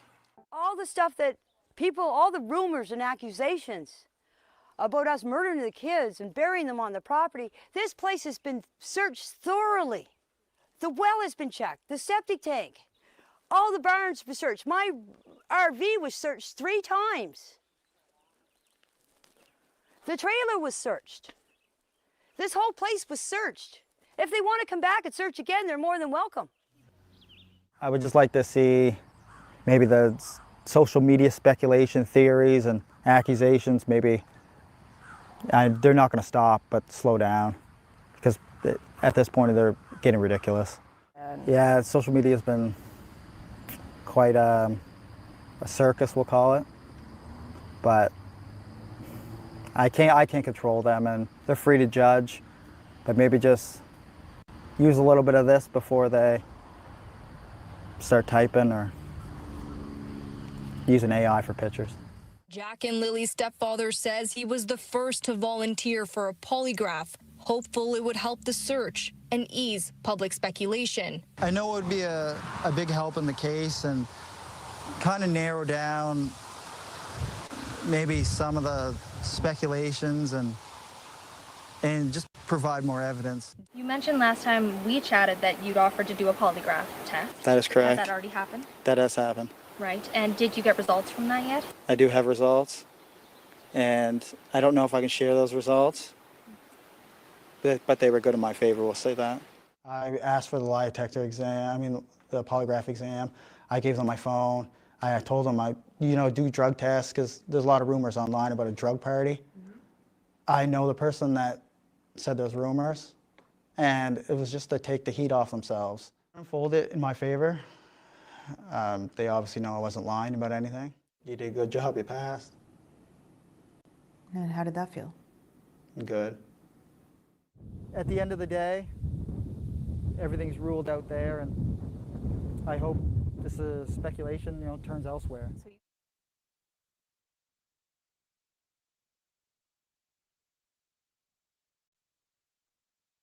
I still had hope that maybe they were lost in the woods.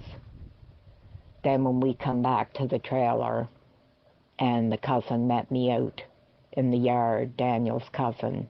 Okay. She met me in the driveway, and I asked where Malaya was, and she told me Malaya wasn't there. And I hit me like a ton of bricks. What was it about that? If she could leave, then to me she knew her kids weren't coming back. Because I know I couldn't leave. I wanted to sleep in my car there.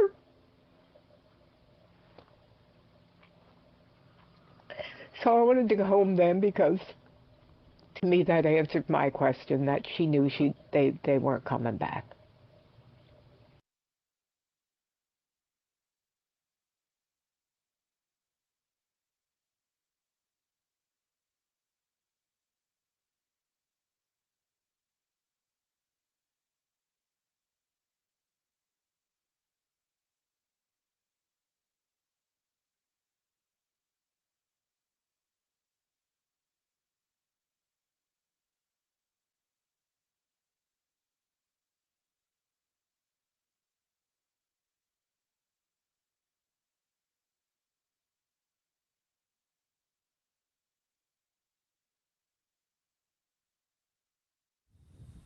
In the end, cadaver dogs were there, they went through, and the story continues.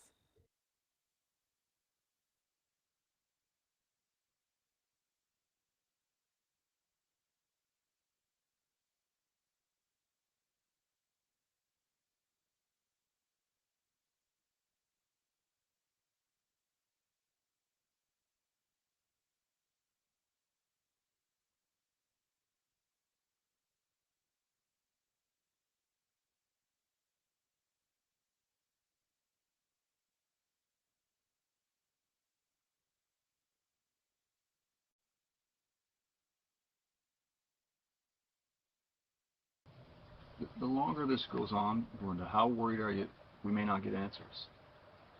That that leaves me sick to my stomach. I don't believe my grandchildren are alive. I have resigned myself to that one. But to not get answers, it's like, no. There's answers out there.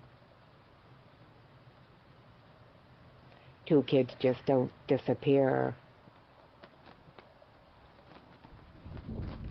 I'm so afraid that people will stop talking about it and they'll forget them.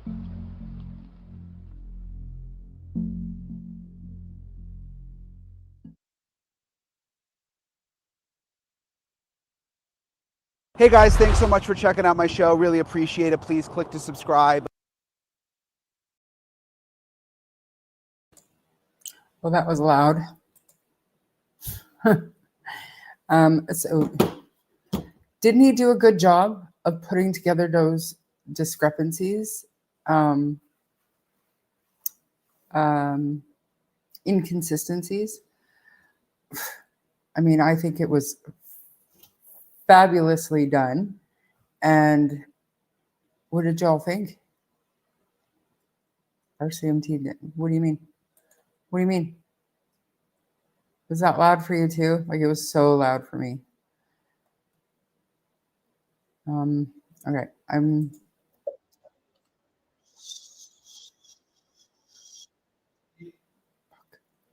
sorry guys. What's next? Okay, so before I forget, we're going to do all the stuff that I said I was going to do. He always does. Yeah, he does. I wanna find out who this person is, and I want to give him kudos, and I want to send every single person I can over to him. Where the hell is my stuff? Here it is, this here. Okay, Sonny, don't message me for a while.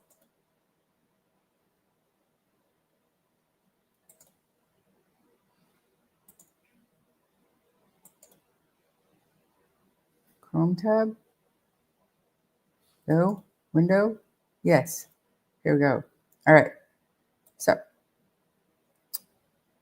for Kent, just so everybody knows, and we'll keep talking about this stuff, guys. Just hang on. So this here is the newest item. I'll show the pictures, and there's a QR code it's for the awareness campaign.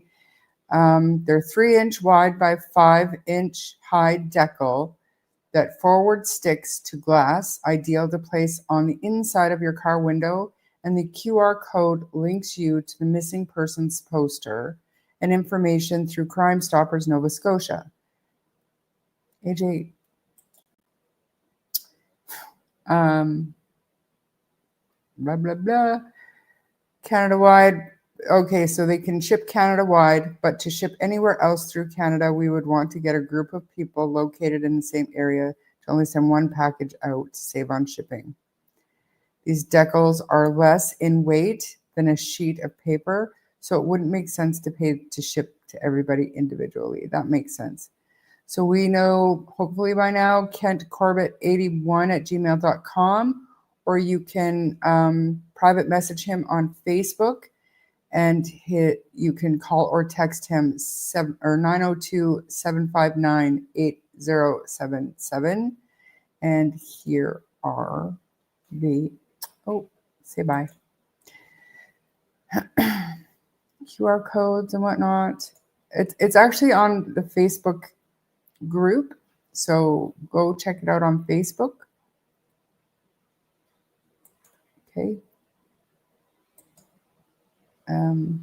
Very well done. Very nice. And they're not expensive.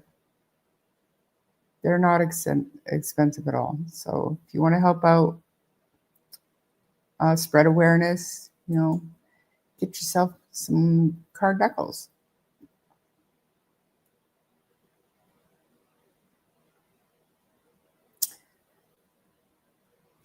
that one by Hunter should go to the RCMP. I agree.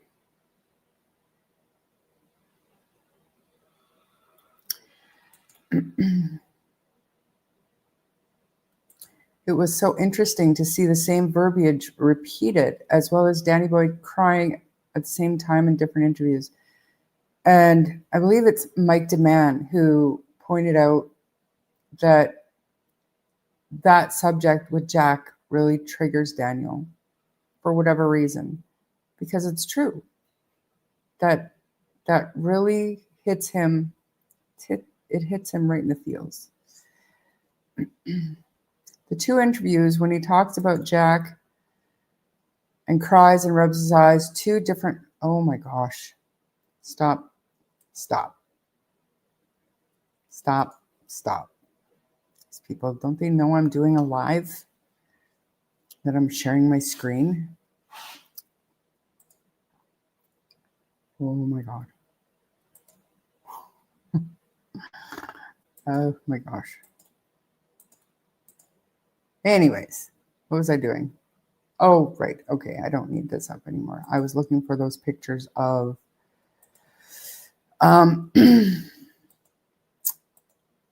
pictures of Meadow. Is it showing? It's not showing. Well, I guess it was showing, wasn't it? No, it wasn't showing. Okay.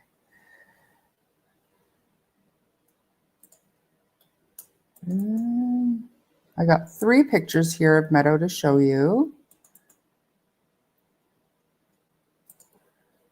And stop sharing that and start sharing my image files.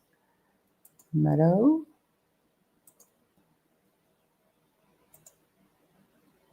Image file.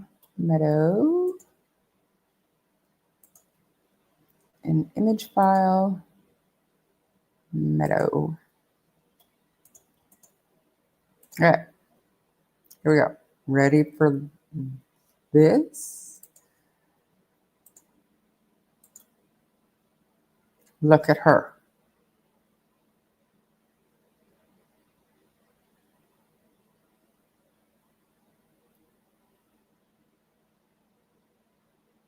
The Governor General is in Ottawa. It's federal, I believe, right? But look at that little face. Look at her. Look how her cheeks filled out and her eyes are so bright. She's so sweet and she looks so happy. So clean, well fed. She looks amazing. She looks absolutely adorable.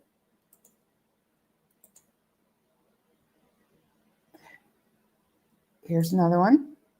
Ooh, move that one. Look at her. She's so beautiful. Thriving, that's a good word for it, yeah. And then one more.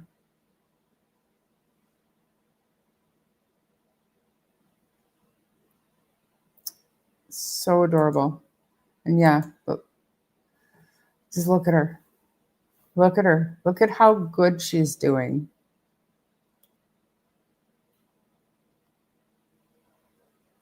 Who was it that was asking me for these pictures? Diesel Weasel, is he still here? Are they still here? I hope you can see this. And if anybody knows who Diesel Weasel is or sees them somewhere else, tell them to come back and watch the replay about the 1 hour and 49-minute mark. And he can see these pictures for himself, because absolutely incredibly adorable. And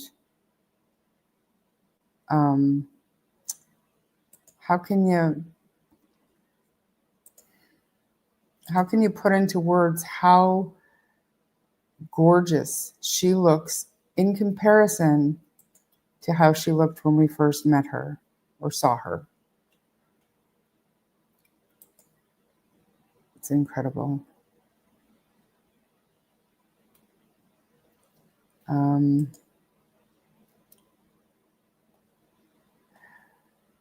Now, before we get to map time, well, I don't know if we want to do it before we get to map time. Just actually, let me rethink that, because map time is actually, I think, better served. This video that I have would be better served after we look at the map a little bit. So I can't remember what email address that was sent to me on. Randy.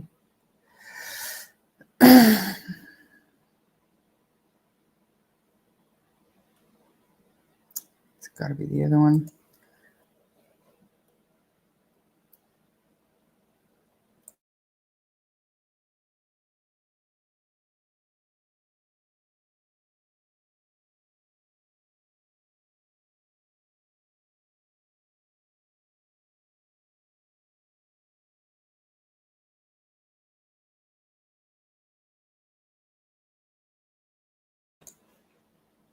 I can't find the email from Rob.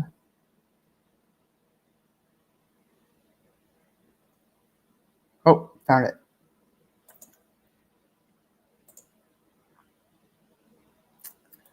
Open with Google Earth.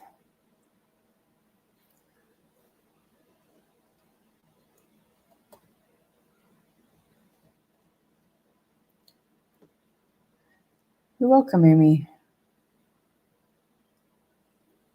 Oh, I'm sorry, Diesel. I thought it was. Can't remember who it was. Dory, hello.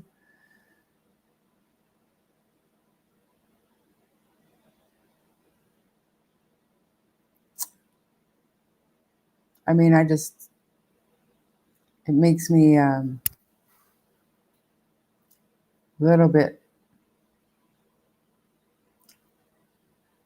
emotional to see this change in this little baby after such a short amount of time, a long period of time for a child, but still very sad. But good to see that she's doing so very well. All right, I'm going to try to do this map time now, and we're going to figure it out together. I know there are a number of you in chat who are local to that area, this area, so we're going to get through this together. I want this to go away for now.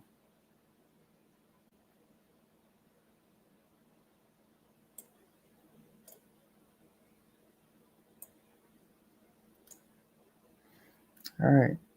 Can you guys see this map good?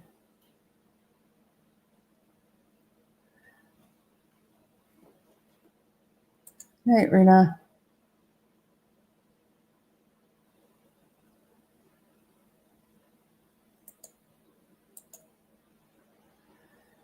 It's sad she loves him. It's sad that she loves him. I mean, we have to remember that this is her daddy, right? And she is going to see, maybe one day, she'll see and she'll hear everything that's gone on.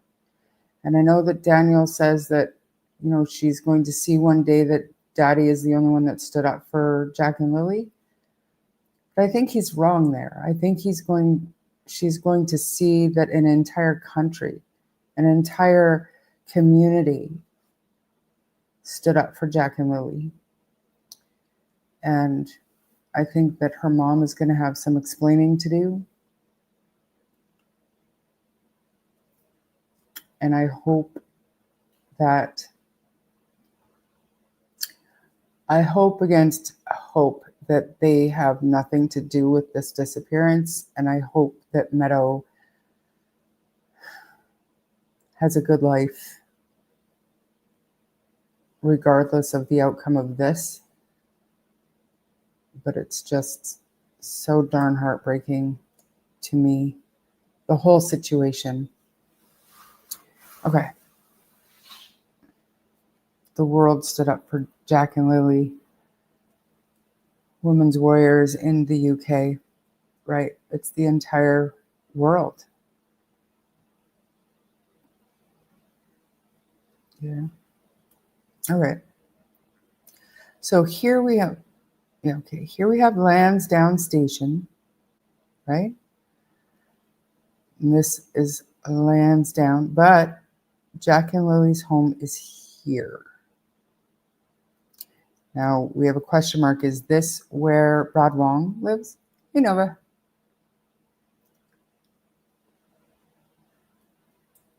And the star was found over here. And I think, to me, I think the star is irrelevant. I don't put much stock into that.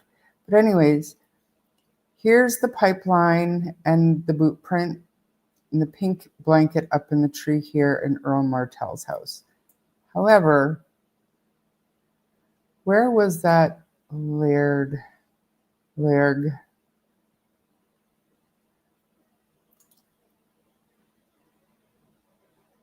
So is there a way to put street names up on here?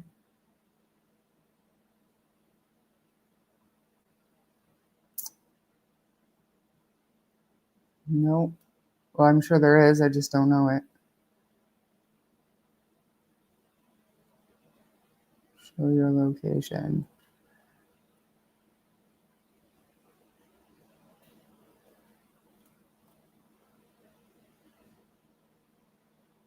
What? Is there anybody talking about this map? Do you guys know Google Earth? How to put the...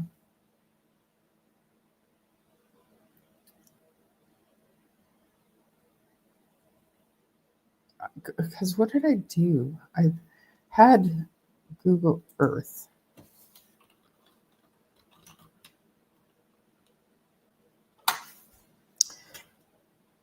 On here.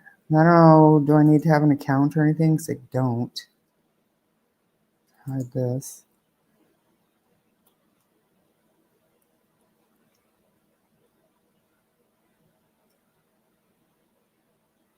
It's what you sent me, Wolfie.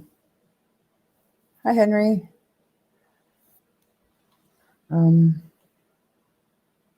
That's yours.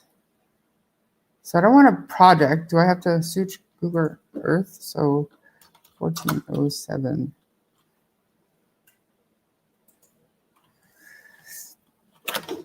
This is what I wanted to see. I don't want to save that.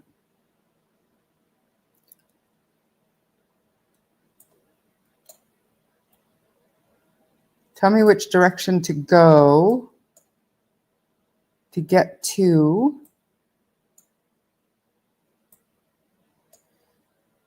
the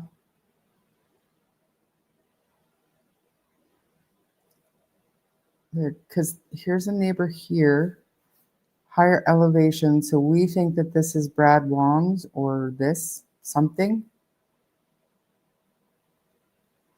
There should be an option to show street names. Yeah, but where?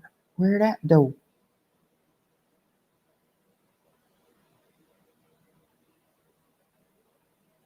Add layers. Is it layers?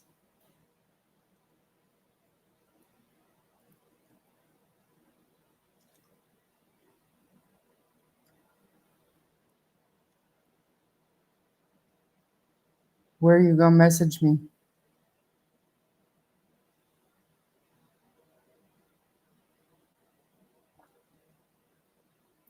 You see more street view. That's street view. Show headings? No. I don't know, man. Suck at this stuff. I've never done this thing before. I'm waiting. If you do the Google Maps one,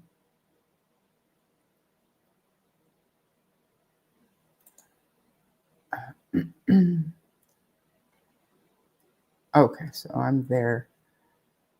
Click the little person to get the street view. But yeah, I know, but I don't want the street view. I just want the street names. That makes sense. I'm going to take this and I'm going to put it over here.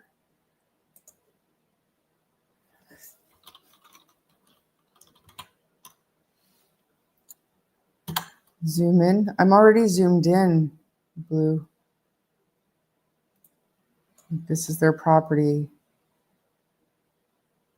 It's okay, you'll figure it out. I'm working on it. I'm working on it, Seawood. And I got a message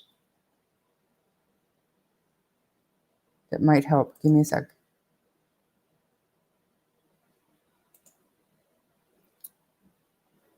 That's not it. To the far left is the pipeline.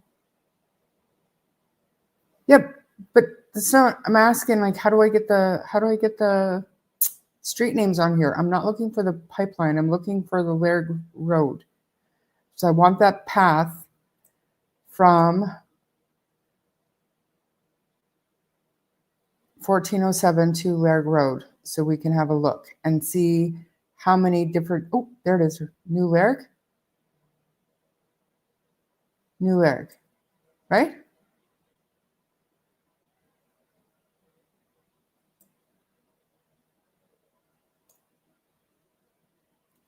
That's quite a ways. That's quite a ways.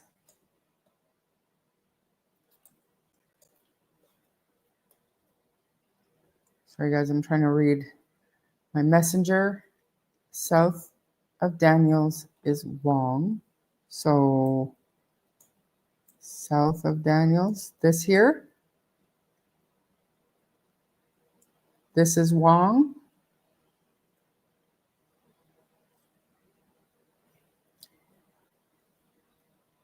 Then to the right is the campground.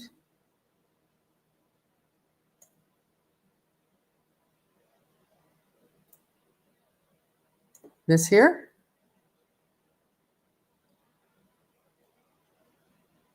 So this is Wong. So Daniel's up here, just off screen to the left.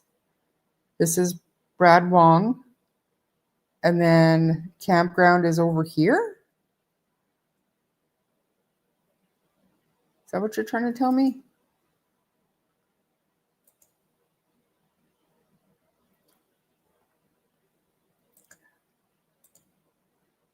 No. I'm checking my messages. I'm literally reading out, I'm answering them out loud, Wolfie. By the red roof. This here. Can you guys see my mouse? So right here. Campground. This is the campground. This is where Justin Smith was parked for the night. Yes. Okay. And now where are the train tracks that he can see from here or here?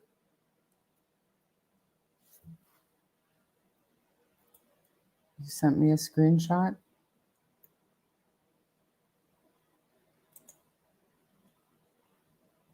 No, you didn't. Who are you talking? What are you talking about?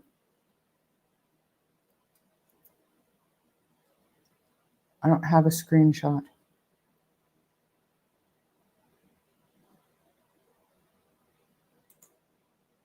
You're as crazy as I am. Navigation settings.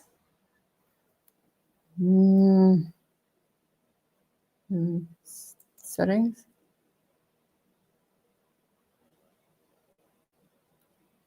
On-screen navigation controls.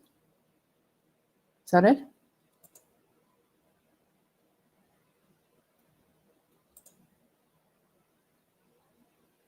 That's not it.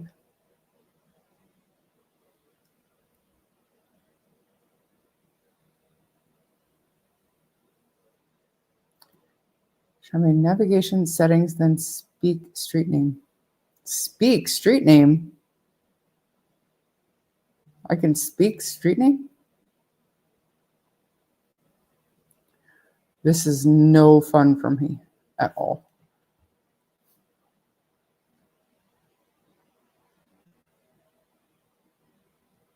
You're there? No, I know, but where's the...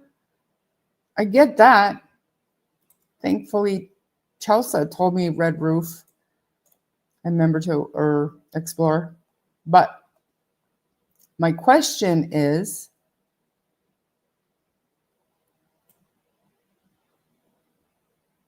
there's got to be a way that we can find train tracks here.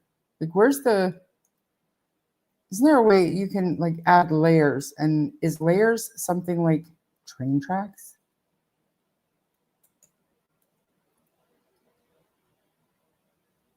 Bottom right for satellite 3D. Is that what I want?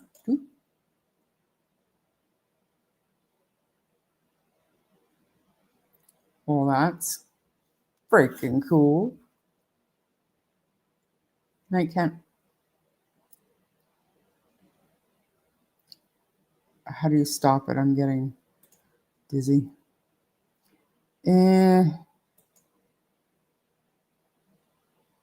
Highlight a street to enter Street View. I don't want Street View. Navigation control. No.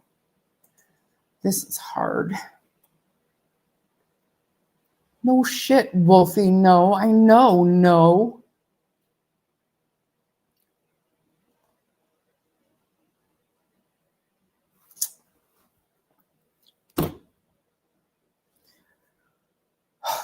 All right, whatever. What is this road right here?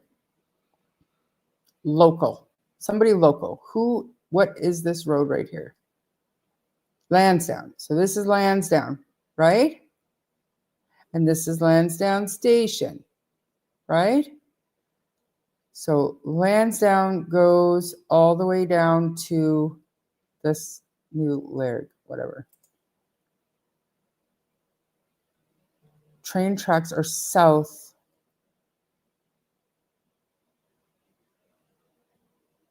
No, Joe.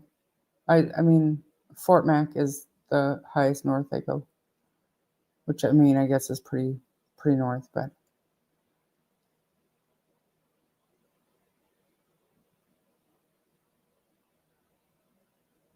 Map type satellite. I am on Google Earth, Stacy.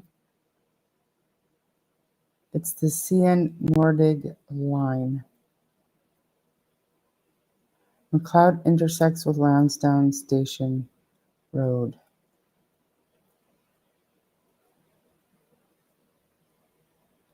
Can you call me? For what? I need to know.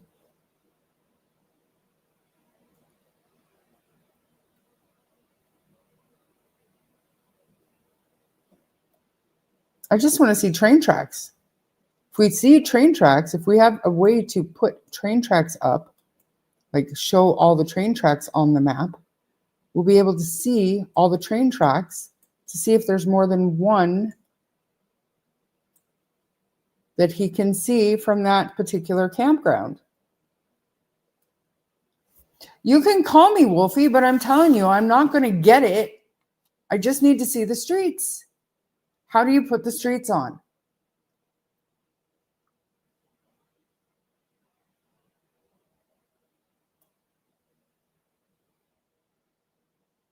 You can't see train tracks from that campground at all. So how did he know that it went down? The car went down to the train tracks. Go to Google Maps instead and use the satellite picture there. Okay. Okay. Thank you, Squid. Because I have used Google Maps before. Google Maps.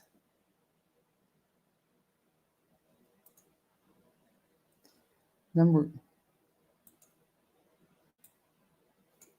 1407 Gallagher Road.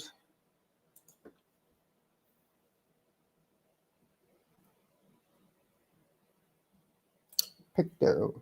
All right. And then I want to do what? Satellite? How do I?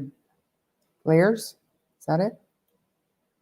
Traffic, transit, biking, more. Terrain, satellite. Satellite. All right.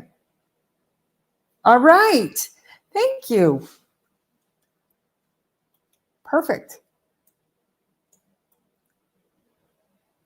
Lansdowne Station Road. Gerlach Road. Here's the kids. Lansdowne, pink blanket, whatever. So what are we looking for? We're looking for up here somewhere. Is there a Lairg Road? Isn't that? It's McLeod Road, you guys were saying. Justin Smith was at 699 Gerlach Road.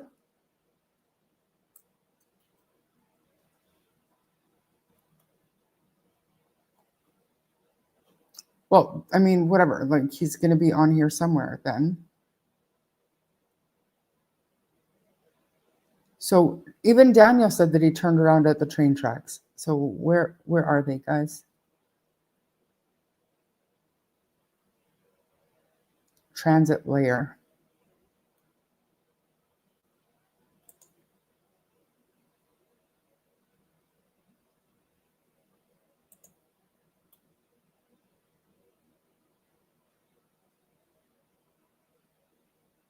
Somebody said something to me about the cemetery being in that area.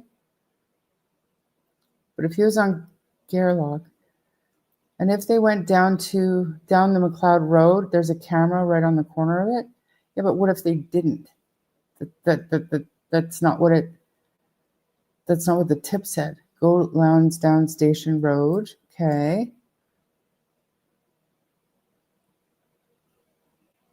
Wolfie, I said you can, but I'm not going to be able to get it. I need the train track run to the right of it.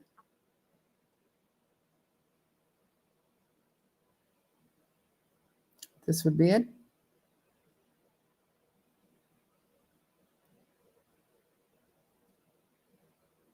I said he can, Lindsay, but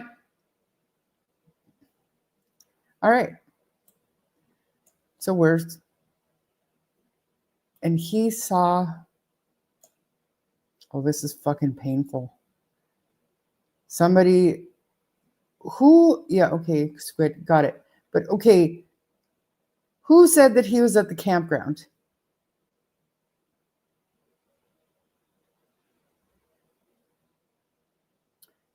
Because if he was at the campground, how did he see a car turning at the train tracks?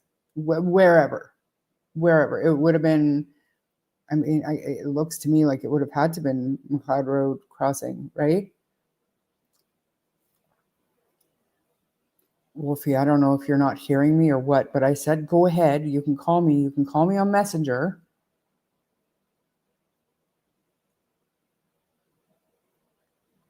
Why, Sonny?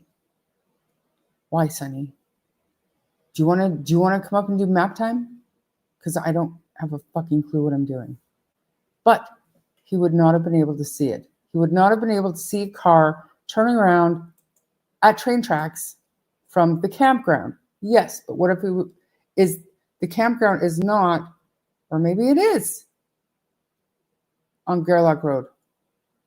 There is a way Clutch Them Pearls just had it up an hour ago. I'm sure there is, and Justin is fantastic. Charmaine is not. Can you type 699 Gerlach Road? I don't know. Can I? I mean, I'll try. That's not it. Fuck you.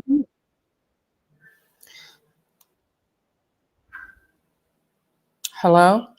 Hey, text me your number. Why? Because I can't. Because I'm on Messenger. So? I'm on an iPhone, right? Right. So I can't see the live, and I can't help you. I can't see what I'm doing. All right, whatever. Okay. Okay, bye. I'm giving. This is a privilege given to few, Wolfie.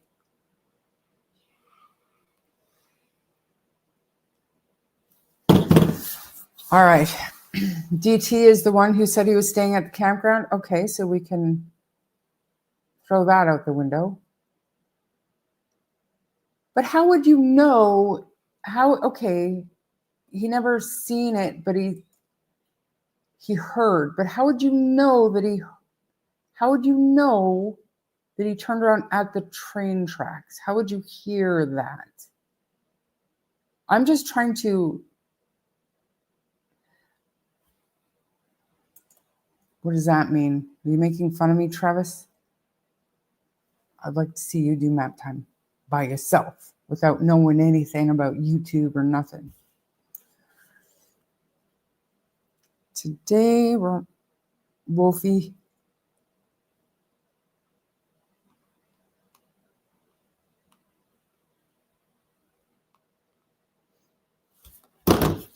Holy shit. Okay.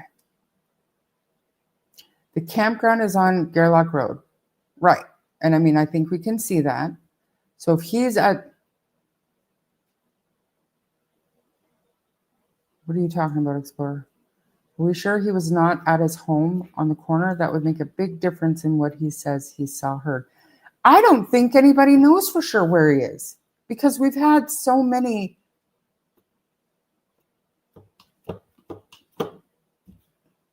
different... I heard that he lived in an RV because his girlfriend or wife kicked him out and he was bouncing around from site to site wherever he was allowed to stay for the night. You know? No, but don't laugh at me. Don't laugh at me. I'm having a hard time.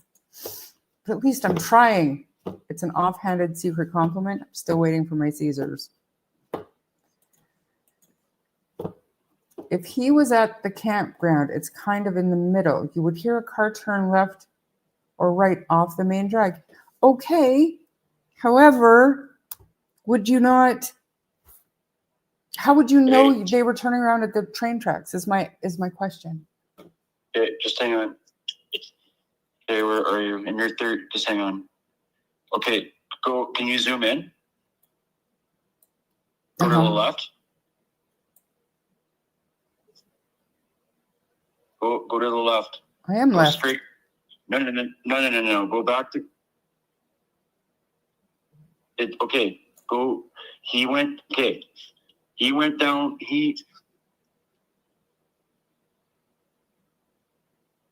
Go to the left. Go to the left. This left? No. Stick to the map. Stay to the map. What the fuck are you talking about? I am on the map and I just went left.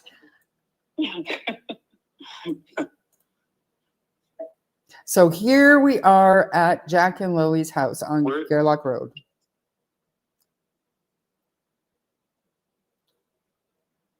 Okay. Go west. Go west. No. I'm not touching. I haven't moved. Don't tell me no. Okay. West. Zoom in. Go west. Zoom in. And I'm okay. So you're taking me up to Lairg Road, or Lairg.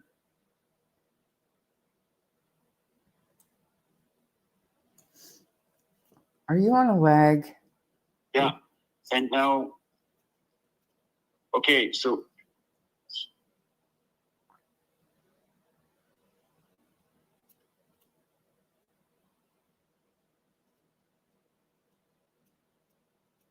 zoom in super. The road that's in yellow there, that's that. That's Gerlach Road, the one in yellow. Can you guys hear him? I'm gonna move my mic. Go left, no, your other left. Fuck. Oh man, that's the road with the mine shafts. That's not what I'm looking for. So what are we looking for? I want to know where Justin Smith was first. Okay. The two locations. He was either on Gerlach Road or he was at the campground. And somebody said he was out on the road waiting for a ride. But I'm talking about the 1:30 a.m. tip. And he was playing on his phone. Right? Okay, it's hard to talk when your live is on and your phone is on at the same time. So, why? They're not connected. Yeah, that's why. So it's an echo in the background, so it's hard to understand. Oh, okay. So I will mute my microphone on. Sorry, guys. Just Yes. 1 second.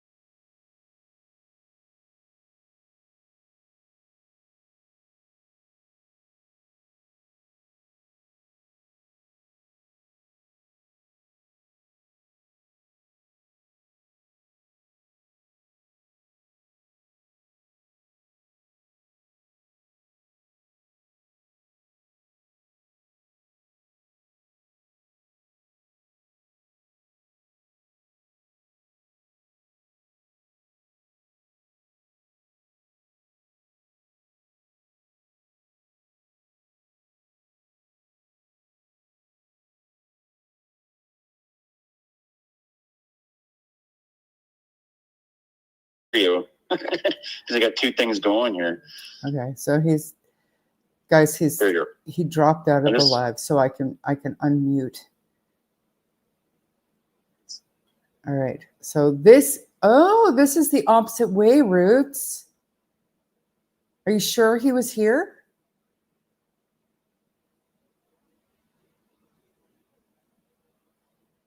Yeah.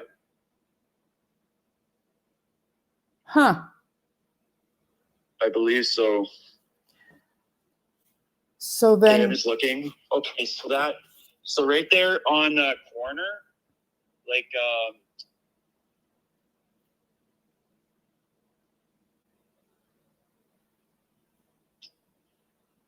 okay, that's the tracks that's the blue, that's your pin there. yeah, Pin? yeah, Okay. You're on Gerlach Road, right? correct. Okay, go back towards Daniels. Well, Daniels is right on the screen, so we're good. Okay. All right. Right below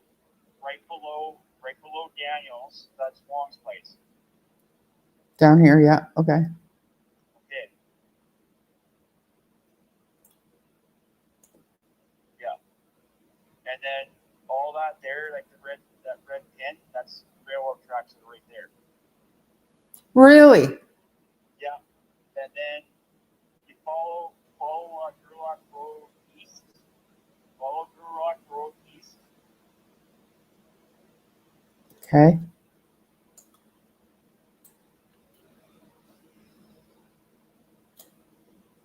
For what? East. You're going south. Oh, there is no. Oh my God! You see this? It says Garlock Road. Yes. Okay, right before that.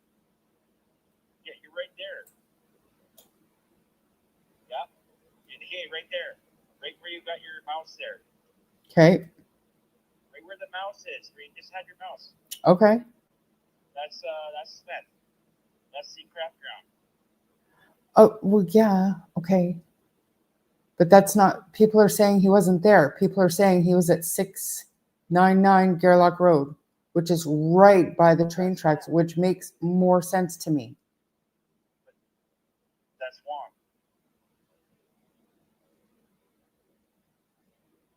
No, it's not. Oh, wait a minute. Sorry, I'm thinking of something else. Sorry. Yeah, they're right. Yeah, they're right.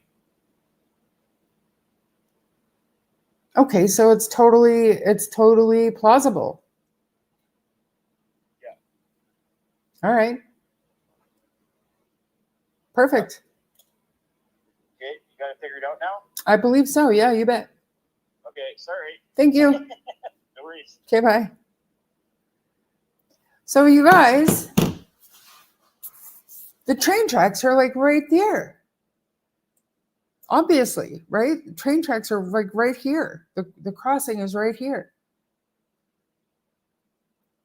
But who says Justin was up at the campground? Is that in the statement? Joe, stop it.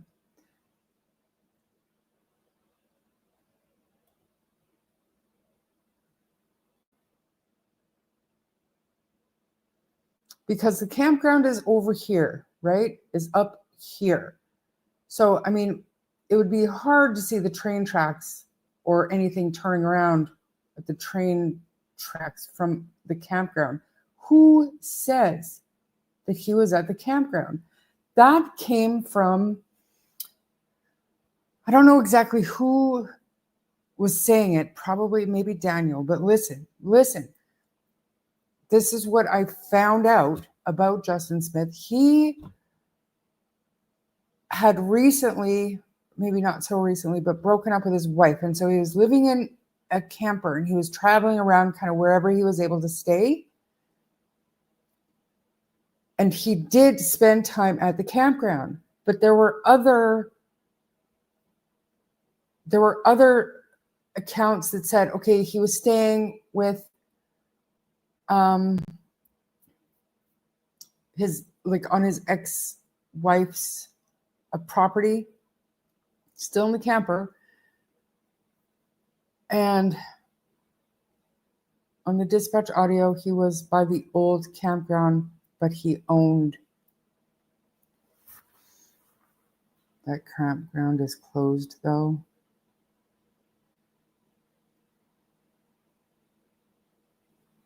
So listen. And Delene, hi. Daniel told me the same type of thing, but now I'm hearing a different address. So campground is up here. Train tracks are down here. And now today we're hearing here. Yes, just reporting, squatting, traveling around, wherever he's able to. We need to get them on a live to give them a chance to clear their names. 100%. And I've reached out to both of them.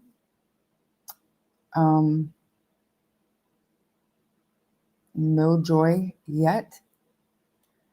Roots, he was waiting for his drive to pick him up right by the old campground on Gear. Yes, but that was in the morning when he saw traffic. I'm talking about the tip that he put in 1:30 in the morning. He was playing on his phone and he heard the vehicle do that trip and turn around at the train tracks, which is the only reason that I'm so interested in that tip. And compared to Daniel's route that he searched in the morning, it's only because of turning around at the train tracks, stopping at the train tracks and then turning around. Because you could call it a coincidence right up until that point. And then another thing I was wondering if there is another train line that goes, because that's another thing that somebody said.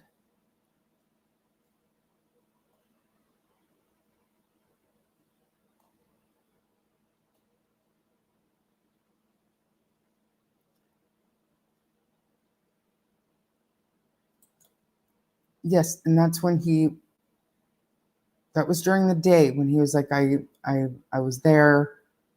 If you want to know what like the traffic was that morning, that's that. But I'm talking the night before. And this is back in May.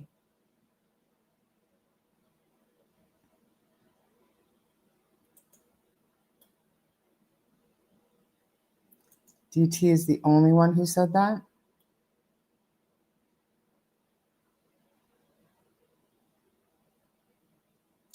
At this point, you know what? I would give more credibility to Roots than I would that where that information came from.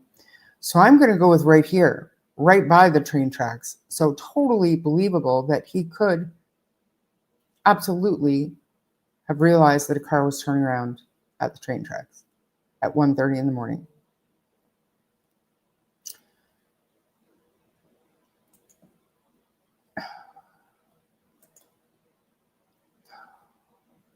DT said he was going to make an account to troll Bossman because he doesn't think it's Brad Wong.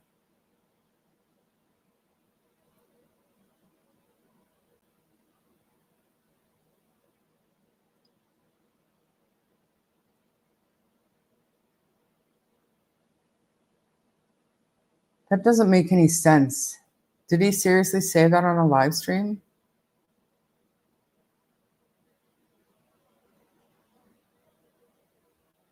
Hi, Julie. Nice to see you.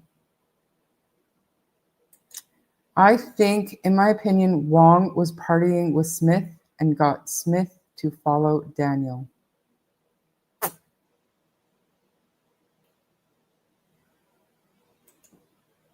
Wow, that's not very good investigative skills then. Let's tell everybody our secret plan. I heard Justin Smith is family friends with the campground owner. He wouldn't have been staying as a regular camper. But I heard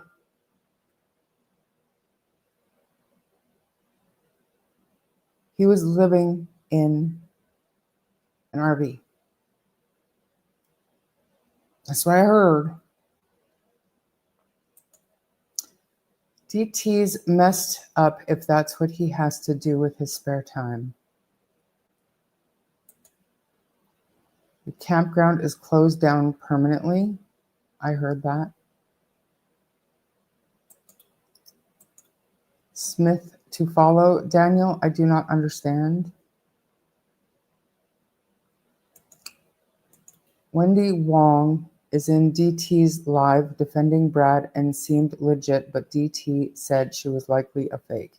Well, somebody go over there and tell her to come in here. Because she doesn't have to defend anything. They just need to explain it so that we can help spread factual information instead of attacking people. Fuck, what a waste of time. What a waste of time. Explorer, Janie said that he helped move her RV, and Daniel told me that he had been to the house a number of times. He didn't tell me for what purpose, but he knew that kids lived there. He knew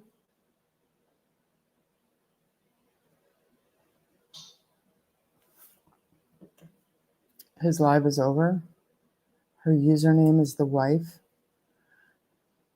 Well, you know, if I was in the algorithm, then it might matter, but oops, I meant Wong Wong, not Wing Wong. His live is over. I just went over there. Oh, the mods timed out Boss Man. That channel sucks, but Durwood and Kent love it. Go figure. Ginger. DM said that he thought Wendy Wong is Brad's mom and the wife handle is Brad's wife. DT offered the wife to come on mic.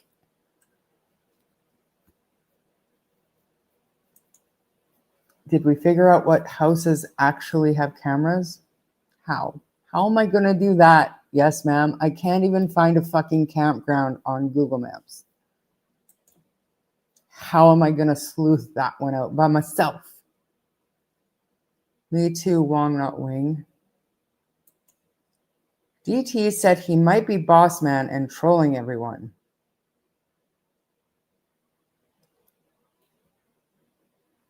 Oh, is that what DT said? I mean, that's not a bad way to discourage people from talking to him. Boss man. And if you believe that it could possibly be DT.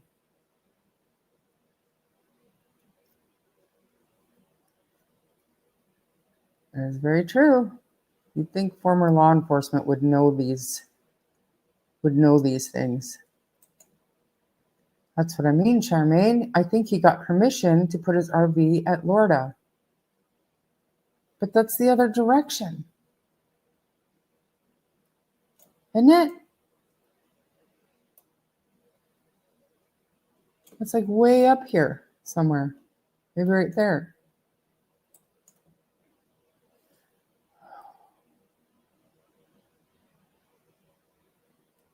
Well, apparently DT has camera footage. We need to get better. Camera footage of what?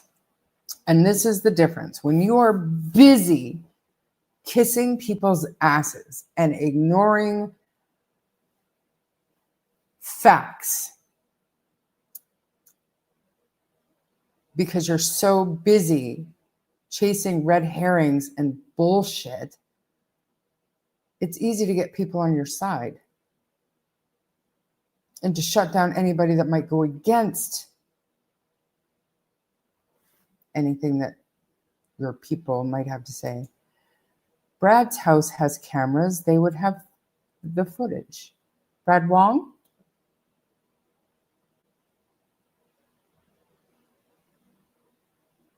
No, DT is definitely not boss man. I think DT is saying that he could be boss man. He said he did it in Koberger case. How very professional of him.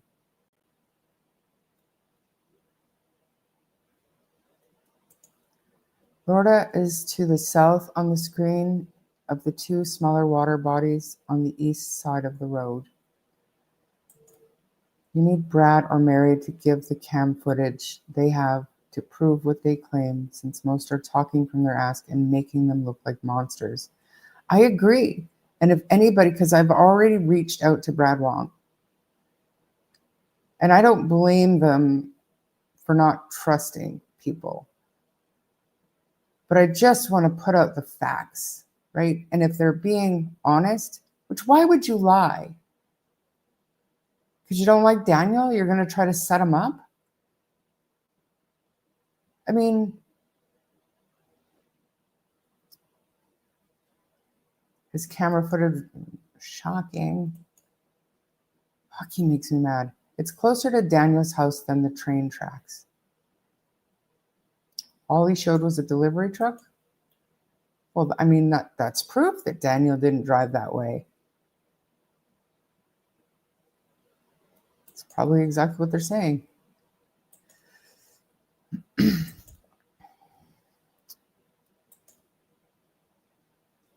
Thanks. I don't know what I said.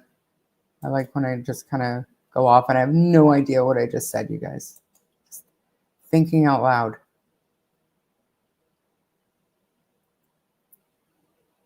I was just trying to make sense of Janie's timeline from the first interview. Yeah, no. And if you take the time to listen to the 2.5-hour voice clips and then try to put it in with her first interview, your head will be spinning. Right to the north of the little J-shaped dirt road on the screen. Right here. That's a cute little J. Honestly, I think I'm over nap time. What a fucking disaster that was. That was almost as good as the debate. Boss man has been on Crime and Shame for months. Right, just watching and listening. Wendy Wong is his mother, and I believe them because allegedly she said they were meant to be confidential witnesses. or they would never have trusted the RCMP because of backlash they now having.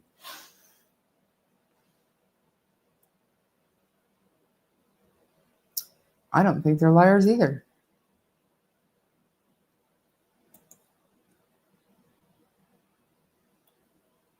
They deserve the chance.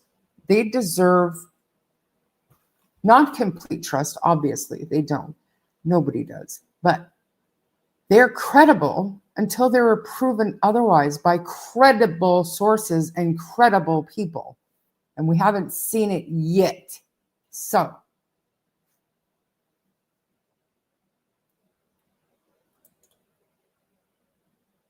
you're right. He would know. See an account, the real Brad Wong, it's DT. Yeah, probably no hope in hell of them. What? Joining on a line.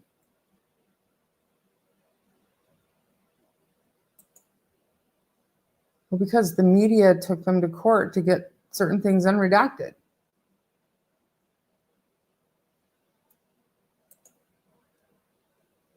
What are you looking for? Nothing anymore. I gave up on map time. Like, I got my answer.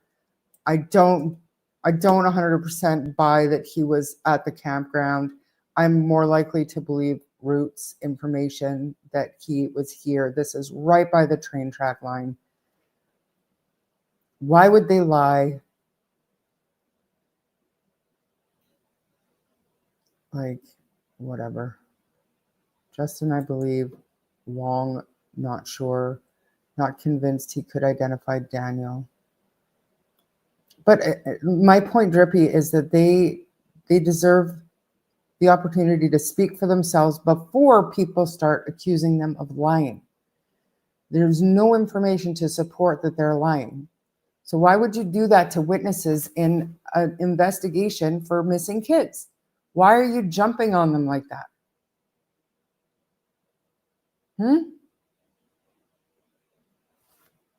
Why?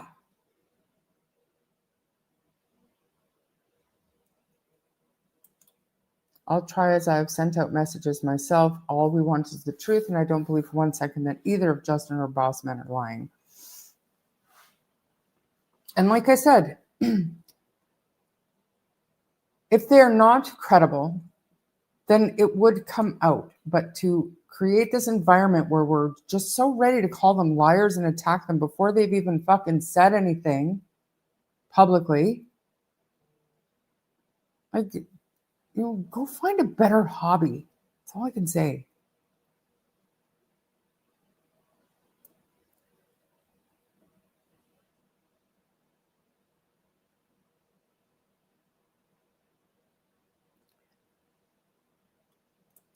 Really don't believe anyone that's been involved with the law in the past is purposely going to the RCMP and making up bullshit about a missing children's case, especially when they have children.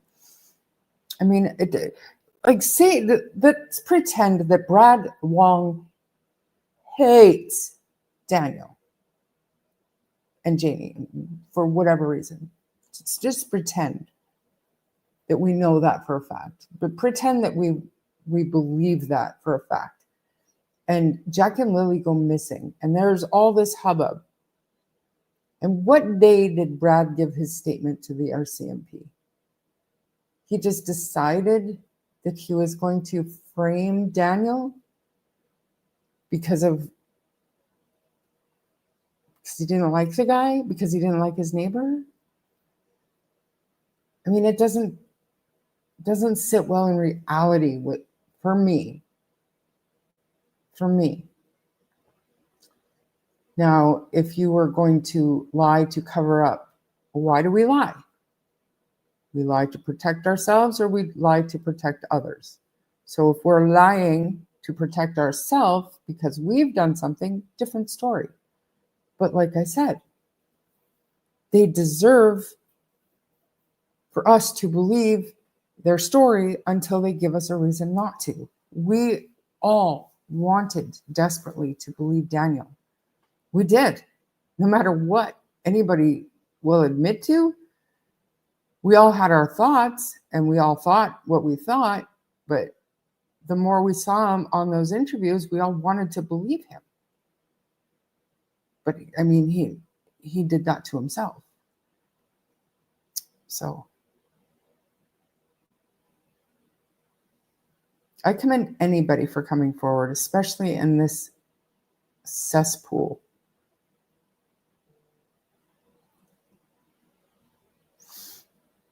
What did Yes Ma'am say?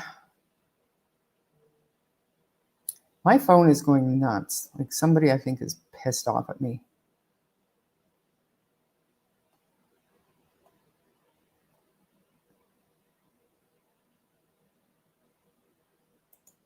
But DT also said calling in didn't prove it either. He said anyone could call in. How can you win? Zoom call it. Well, he wants him up on the live. That would get a lot of clicks and views.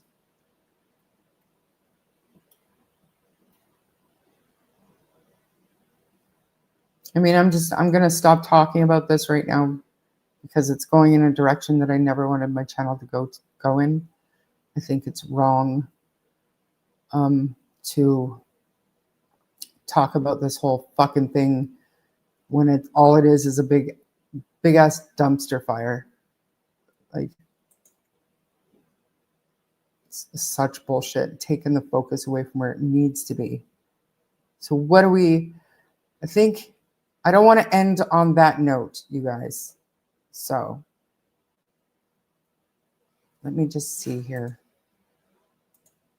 What if RCMP thought they lied, they would have charged them with making a false statement. No, nobody needs to apologize. I did it to myself. I allowed myself to get feisty and angry with somebody that already triggers me, and I'm not going to do it anymore. Just put it out there that Brad Wong, Justin Smith, anybody else that wants to talk to me or to Sunny, there's not going to be any attacking or any, if you're not credible, you're going to do that to yourself over time, and that's not my job to do it. My job is to put out facts and information, and that is it. And it's not even a job for me because I don't get paid. So, what are we going to watch? You can end with Layla. Oh, that's so true. That's so true. Let's end this now. Where are these babies? That's the important thing. Where are Jack and Lily? We're going to get answers. We're going to get answers for Belinda and Chelsea and the community and the world and the rest of us that we're just not going to stop. We're going to stop talking. Start talking about good things. Ellie share, in all fairness.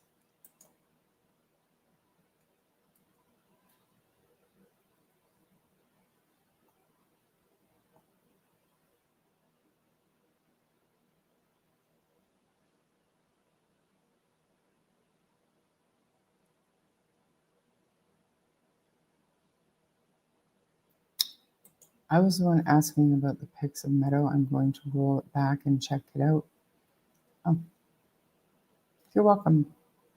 I think Clutch may have Wendy Wong details. She hangs in Justin's chat. Maybe reach out to her. She wants to be heard. I'll shoot Justin a text. Absolutely. I appreciate everybody. Thank you. You're also nice to me. I do have to reset my outro because for whatever reason, I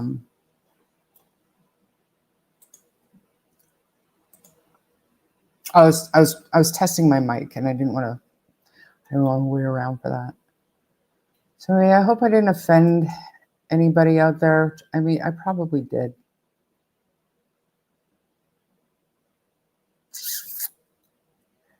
Yeah, I probably do. Remember, just a sec. One more thing.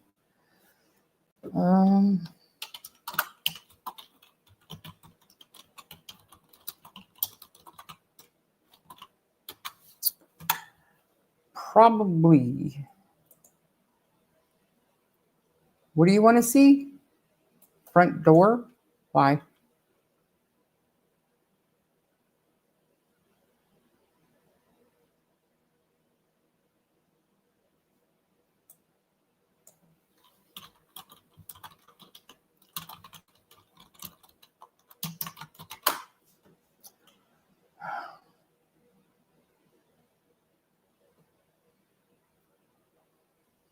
Yes, Travis.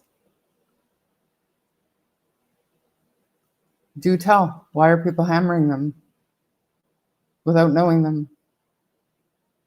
Without knowing them and without actually knowing what the RCMP have, what they don't have, what they're still looking into.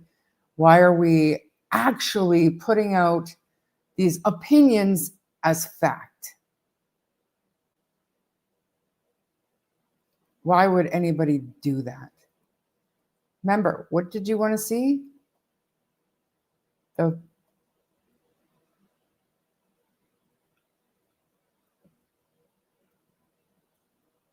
KFC is so disgusting. I don't know how you can eat it. The front of the trailer front door. Oh, like I don't know exactly what you're trying to, because trailers typically don't have like a front door and a back door. They'll have usually a door or two on one side and then maybe another man door on the other side. They're not like, so I believe the front door is the door that is just up from the sliding glass door, and there could be another door on the opposite side of the trailer. So what exactly are you looking for?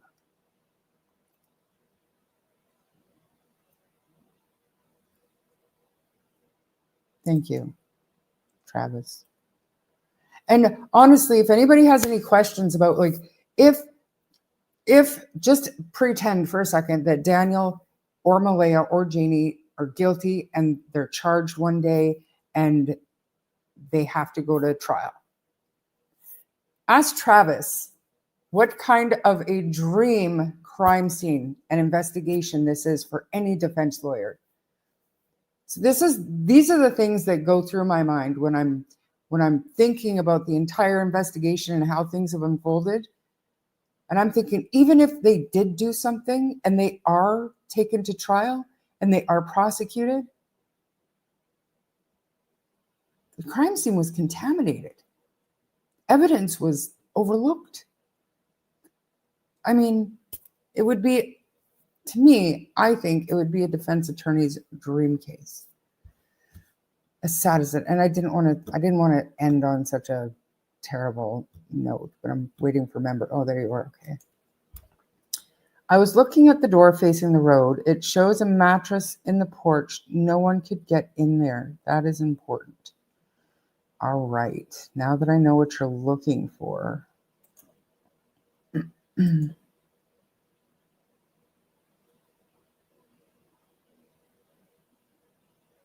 Not the sliding glass door.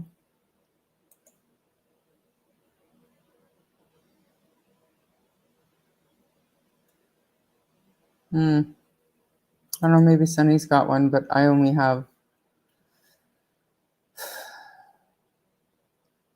from the one side with the sliding glass door. I don't have the other side of the trailer. Sorry.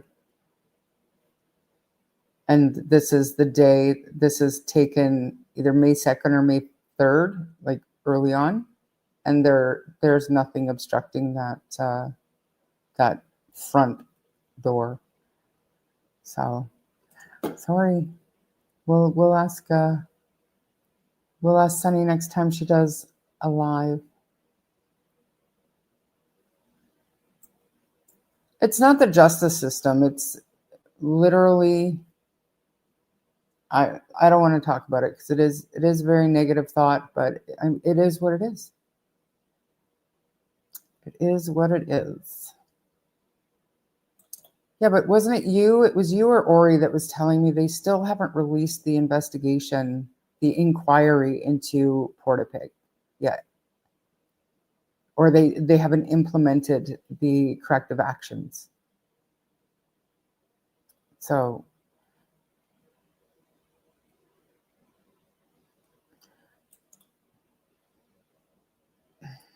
no Amber Alert. Right. And 6 days in those woods. Unless the RCMP or investigations were running down other possible leads, during that same time, which they may have been. It's terrible.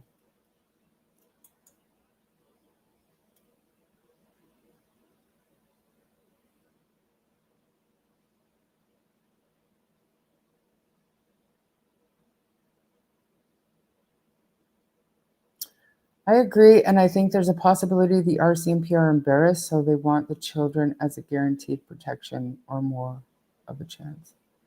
Not sure what that means. I don't think that they're purposely fucking up. I don't.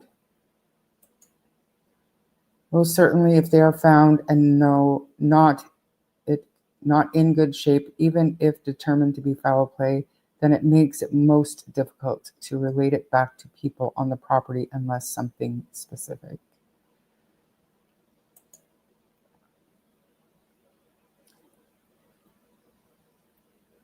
I'd say more so Justin, Sonny. I could see Brad or Brad's wife joining alive in some way before I could see Justin.